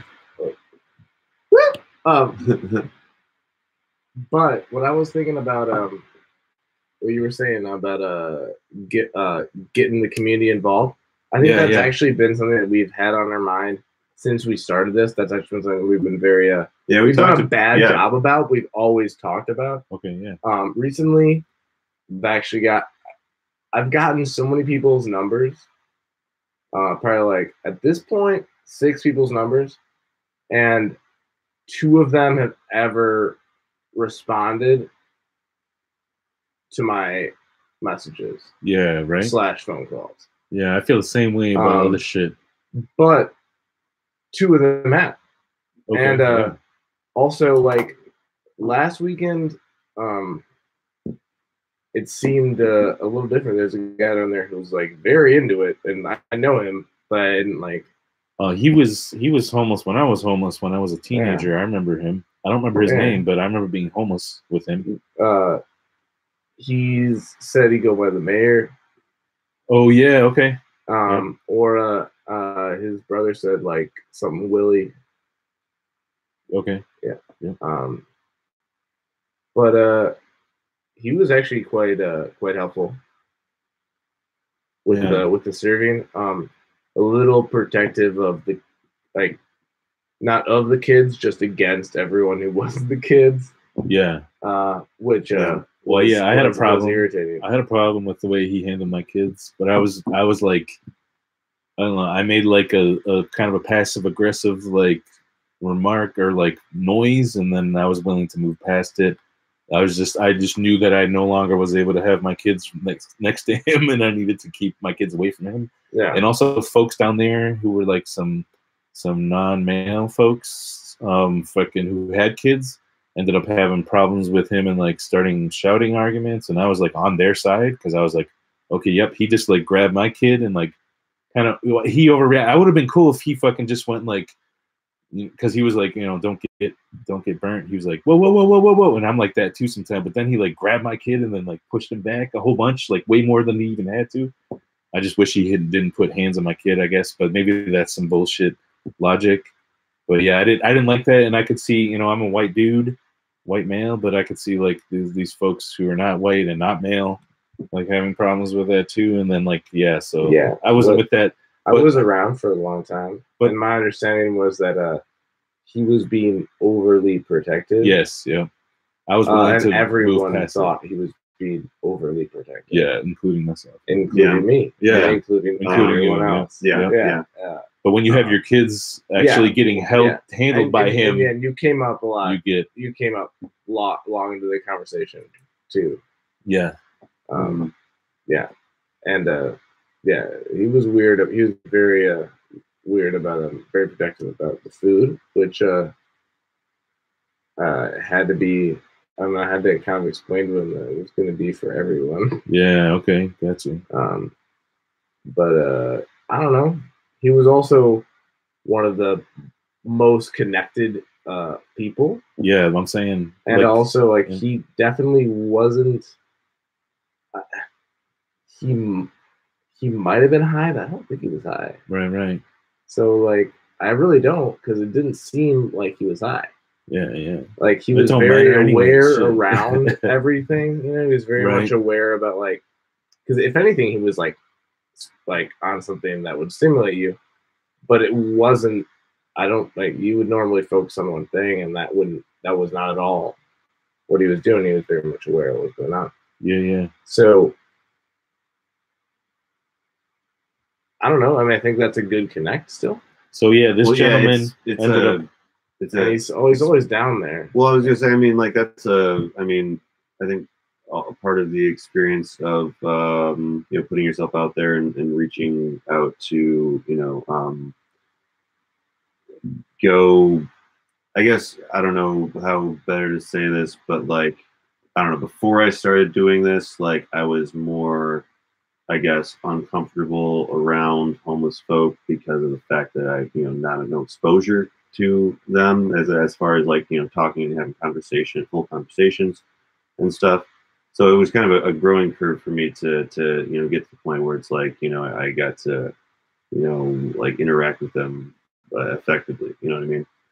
And yeah, I'm just saying, like, there is definitely some things that you run into that are, you know, a factor of you know.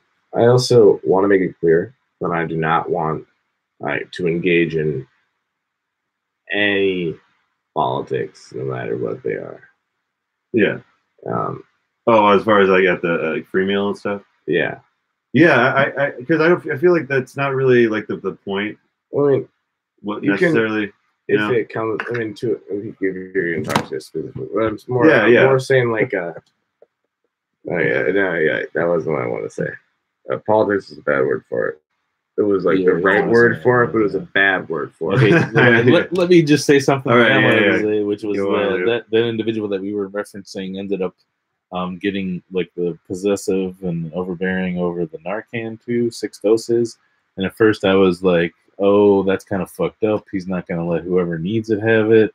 But then I was like, well, we don't really have any relationship with anybody else who is a user. And even if he tags like his 6 friends to have it, I think that's fucking better than what we've been able to do with it. And so even if like he is denying, and he might do that too. He might be like some other user wants to have some, or they won't know about it, I guess. The thing is that no one's gonna buy.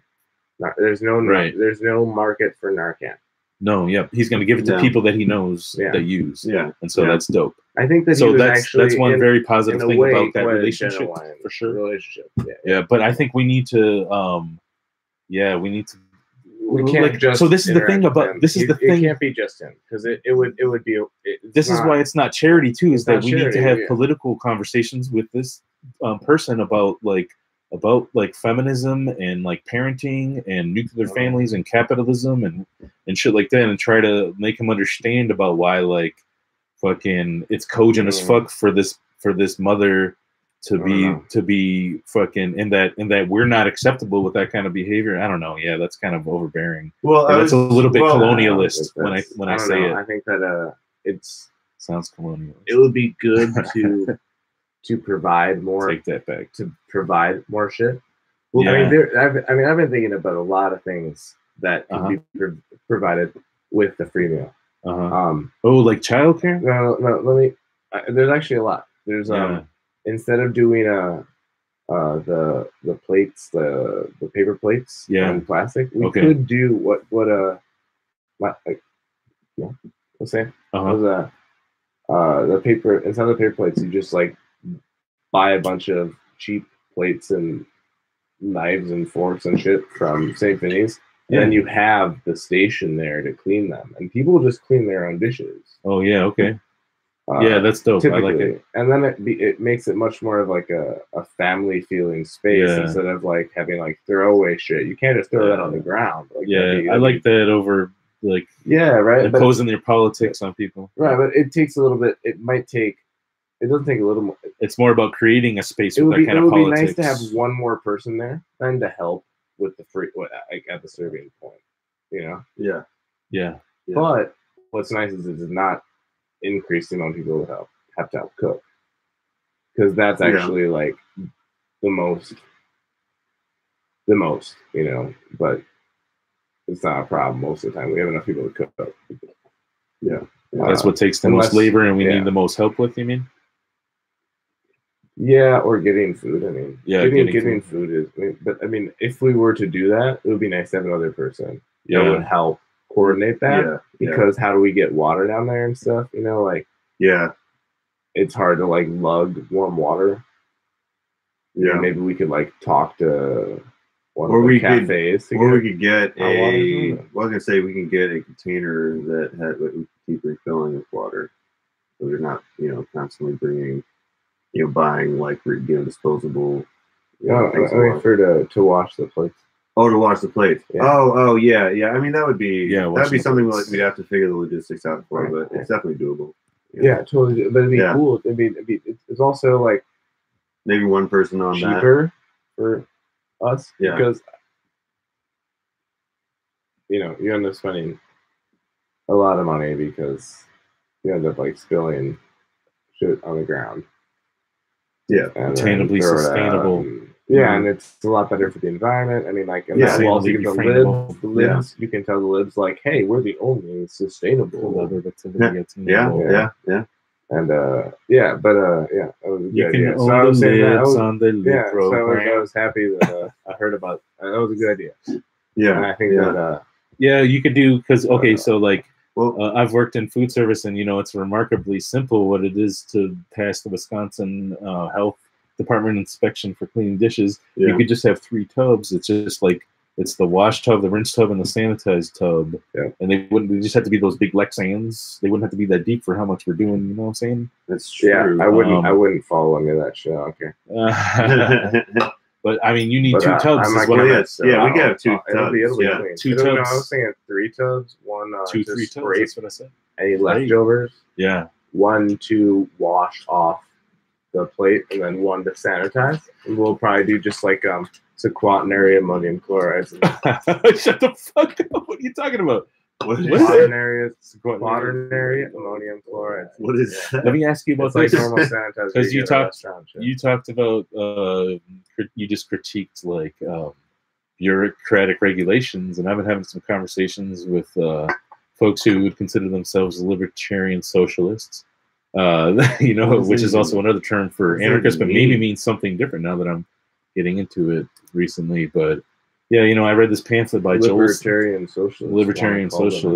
Joel Salatin wrote a pamphlet that was called that John Peck hooked me up with. It was called fucking Joel Salatin wrote a pamphlet. John Peck from FamilyFarmDefenders.org. He's a teacher, I think, too, somewhere. Yeah, definitely throws down as in the IWW Wobblies. So yeah, the Joel Salatin pamphlet was called "Everything I Want to Do Is Illegal," and actually, it wasn't about what I thought it was about. It was about how he's a small-time farmer, and like all of these regulations that are in through the bureaucratic state actually limit what he can do, which is actually very healthy for the environment and his ability to operate a sustainable farm. These regulations that are pointed towards these big corporations make it impossible for him to do it legally. And so ostensibly he does it illegally, but who knows? And so and he was also he was in the book by Michael Pollan, which is called, was that one that's all fucking famous? Anyways, Michael Pollan book, y'all know who it is. Very funny. No. Sorry. About food sovereignty. So anyways, yeah, fucking, and it's like, I think there's a lot of truth in that about how the regulations that are intended for fucking huge corporations actually make it impossible for good shit to happen and like sustainable shit to happen and and lots of mutual aid to happen and it basically enables these corporations to like be the ones that survive the economy and whatnot. Yeah. It's designed for them. Yeah, not for the small-time farmers. Yep. Yeah. The omnivore's dilemma. That's it. Yeah. Yeah. No, I come from the corn chapter was interesting. I would say I come from my dad's side of the family, small town Illinois people. So like I'm always hearing farmers complaining about that kind of shit. So shit, we better wrap up in like 10 minutes ish if we're gonna get you home on time. So let's. Yeah. Is there anything else? I was gonna say, how many people did we bail out so far for the moms thing? Oh shit. Have we bailed? 3 that we bailed out. We got. So yeah, there's one more in the crowd. Yeah, that's right. All right. We made a bunch of money because we cashed out to bail folks out on a Saturday, right? So we actually got another $800. That's awesome. On Sunday. Hell yeah. And / Monday another 120 a day. So that's badass. Yeah, I mean, keep people. I mean, that's going to go to the normal bail fund for. I mean, and bailing out folks. A lot of times. It's the revolutionary cha-ching. That's the money sound for sure. But yeah, like that's something like everyone that I've talked to about the Mother's Day bail fund has been like really supportive about it. They've been like really thrilled. Give us more money. Yeah. No, I've been directing them towards the bail fund and all that, and to look it up online and all that. But like it's something that like most people I've talked to about, even if they don't understand like the bail fund concept, it's like, hey, we're getting mothers out of jail that are just there for a couple $100. Yeah, and we're not just here for that. This is like this continues. Exactly. This is just this month thing. Yeah, right. Yeah, and that's I'm not here just post hoc, yeah. Oh, here's the thing we did. No, it's good. This shit's good. I don't even do it. Like, Liam does more than I do, so it continues. So. Yeah. And in case, and like, I guess I do more now because I have to deal with the fucking bank and cha-ching. We should do a Father's Day one. Yeah, perhaps, but not as impactful intersectional politics as on that day. But yes, for sure we will. Yeah. But fucking, I just wanted to say, I don't know what I wanted to say. It was really important. It was about bail fund. Cha-ching. Mother's Day. Folks should bail us out. Oh, I was gonna say, for the real folks who like don't even know, like, we're not a 501c3, and even if we do end up being one, we're not an organization. We're volunteers, and so 100% of this money is going to bailing out folks out of jail. They ain't paying no fucking salaries. We're revolutionary fucking folks who are just doing it to like help build the rev. Sometimes we have to do taxes and shit, but it's not a big deal. Yeah. If you see us rolling around like a Rolls Royce or something, like, talk to us. Like, we're not doing that. It's not a big deal. It's not like a 501c3. It's not a big deal. Yeah. We can't give you money. You don't get money. If you give us money, it comes to us. You don't get it back. I'm sorry. Yeah. You're not gonna get back. We're gonna bail some folks out. But that's right. Yeah. We're not the. Oh, so we were another NGO complex. Not at all. We ain't in no NGO complex. So we're not in the swamp, y'all. So I think we not in the swamp. To date we've except for I live in the swamp. To date we've built. So like the first year we were in operation, we bailed out 12 folks, and that was one per month. And then the second year we have a goal yet, and I think we're keeping it of bailing 24 folks out this year. Shit. And so like based on all this monies that folks have been pouring in over Mama's Day bailout, and like the Mama's Day bailout has been able to amplify the message that we're out there and shit. I think in a big way. So like we're getting a lot of notice now around this, so that's been good, and we continue to bail out mothers who are in jail, and we prioritize mothers, and part of our like charter, I guess, or like what we agreed upon there. Our politics is that we prioritize folks who are have children to take care of, and then I think we even first we prioritize children who are in the jail, and you'd be surprised we've done 2 already, maybe more actually. If you're talking about 18 and under, or like under 18, at least 2. No, 1. I'm gonna vouch on 1. Okay, 1. So then we prioritize folks who are trans and non-male first, and then we go to folks who are male. So all this money, even if it's not for Mama's Day bailout, is going to prioritize bailing out Black mothers out of Dane County Jail. And we just like started working with Milwaukee folks, also in Milwaukee jail. Shout out Milwaukee Black and Pink. Hell yeah. I didn't even know we were working with you, but it's dope, right? Like hella respected, and I know a lot of fuckers there. So yeah, I've had hella respect from Black and Pink. I was like, whoa, hello. Yeah, this is the first time hearing about it, but I'm excited that we're extending to Milwaukee. That's dope. Yeah. It's spreading. Anyway. They spread here too. They help a lot. Yeah, shout out Milwaukee. I was say the more inspiration.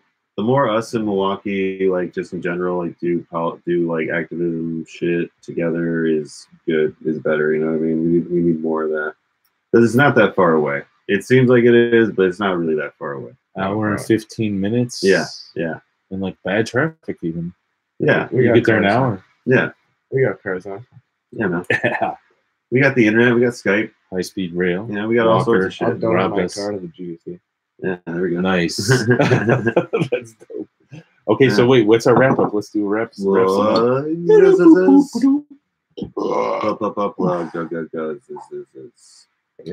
Well, yeah, so folks got any plugs they want to do? In addition to all the excellent fucking contemporaneous plugs that you did? Is that the right word? I've been plugging. You've been plugging. I'm saying plug after plug. It's a trail of plugs. Plug for Mother's Day.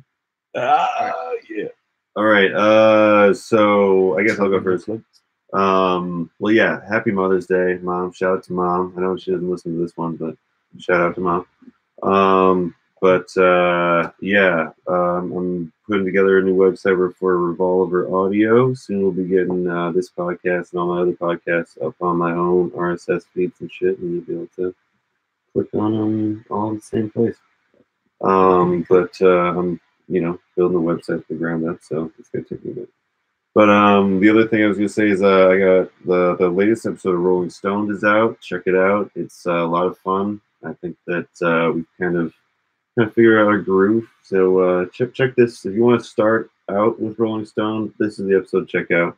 I do a sweet Liverpoolian accent, and it's a lot of fun. A lot of sound effects. What episode number is it? It's episode 10. 10. Episode 10. Liverpool beat. It's yeah, I hear. But Detroit Rock City is the episode. We got our new friend Adrian Rainey is on with us now. So we all three of us are getting together, putting some wacky stories together. So check that shit out. Sounds fire. Revolver Studios and Revolver Audio. Revolver Audios in the house. Audio. So yeah, shout out Willie Wright and the Artist Collective. Willie Wright's been throwing it down, fucking connecting all types of artists and giving them opportunities that they did not have, all while throwing bomb ass parties. Yep. And so yeah, I'm doing a show. Shows. Yeah, I'm doing a show on June I think it got moved to the 7th. It's June 7th at Quality CBD for Willie Wright and the Artist Collective, and that's going to be ball. And then we got shout out. Okay, so we plugged that. That's been plugged. Man, Eric, you plugged everything to oblivion. You got shit! I said that. It's a woo. Okay, put that right down that real quick, so I can. Yeah. We got. All right, cool. And then so then, damn, E, you've been plugging everything like an oblivion. Well, maybe recap. What are the couple we talked about? Well, No One Is Illegal by Justin Akers. Yeah. Mike Davis. Wait. Yeah. I got many points. So no, yeah, I'll let you go next. Yeah. So yeah, my next plug is just that my album, my studio album's coming out. It's been professionally mixed and mastered and engineered and recorded by a Grammy Award nomination. How do you say that? A Grammy Award nomination. Grammy Award nominee. Yes. Nominee. Yeah. Someone who's been nominated for a Grammy Award in the past. Was it? And so it's called yeah, exactly. Oh it's, shit. Wait, no, who's it called? Pain One? You get Pain No, One? I didn't get Pain Oh, One. No, okay. I'm talking about the not the like DJ. logo. He doesn't do mixing, mastering and engineering. Oh, Pain he's One. just producing. Yeah, he just produces beats. It does it really good. Yeah, and it's good, really good business at it. But yeah, I'll try to work with Pain One if he'll have me soon. Which he's interested. You just got to pay money, and work it out. I'm gonna do that soon. But this studio album is called sounds good, dude. "Free to Starve in the Street." A little bit. Free to Starve in the Street. And so yeah, it sounds really fucking nice, and I'm gonna get it pressed on vinyl so folks can have that for merch. I got t-shirts merch. I got glasses merch. On pre-order the vinyl right now. All right, E, you got some more pre-ordering the vinyl. Plugs? Go for it. What's that? Oh, it's called "Free to Starve in the Street." Yeah. I'll first plug Free to Starve in the Street. Woo! And not in that way. Just a woo. But yeah, I have a bullet plug. I forgot about the plug. Oh no, I really should. No, that's not a plug. Look at Tommy. Yeah, I already plugged too many things. There's hair plugs. There's Tommy again. Oh man, I'm plugging right now. Oh no, I'll replug that Chesky album. Oh, nice for sure. Like that one's really good. Sad Fat Look. Good. Sad Fat Look. So yeah, I'll plug that, and you heard me playing some shit. Yeah. Like listen back to the other parts of the episode. You have to listen to the other plugs. You never know. I probably actually will make them delete most of those plugs. So. We might have to delete the plugs. Sensitive materials. What other plugs? Do you want to put a voice mask on you? AIDS Resource Center, Wisconsin. Yeah. Hella plug. Yeah. AIDS Resource ARCW. AIDS Resource Center, Wisconsin. Oh hell yeah. Hella plug. Sure. Yeah. Not much. Love that a lot. That's really good. Yeah. Heidi. Yeah. I like oh man. Yeah, that's it. Yeah. Oh, if you wanna play Apex Legends with me, just hit up the pod, and that's how you do all it. All right. And Apex Legends people, hit up the pod. We'll hit you up with the I just sometimes lonely on that, and I might do that. I prefer to play with people. I might do that. Dude, you should. The GD sauce secret recipe. Dude. Yeah. GD sauce secret recipe. Yeah, also will come with playing Apex Legends. Extra secret. Yeah. Exactly. You can either give us your gamer tag, or you can donate, or both. It's really not hard. I already gave everyone all the. No, I didn't give them the secret. You gave them all the breadcrumbs. I didn't even give them the. You're like about the breadcrumbs to the SoundCloud. There are 4 main ingredients, and like if you put those 4 ingredients together, you're gonna get good sauce if you do it correctly. It's true. I can't teach you how to cook though. That's true. Yeah. You gotta figure that part out. You have to come here. Yeah. You gotta get some hours on the stovetop. Yeah, but no, it's really good. People give us compliments for it. So give it up for Brad LeBaron and E and Lil Guillotine. Yeah. Thank you. Yes. Thank you. Is that cheesy as fuck? I never did that. I like it. Let's see. End the stream. 144. It's not bad.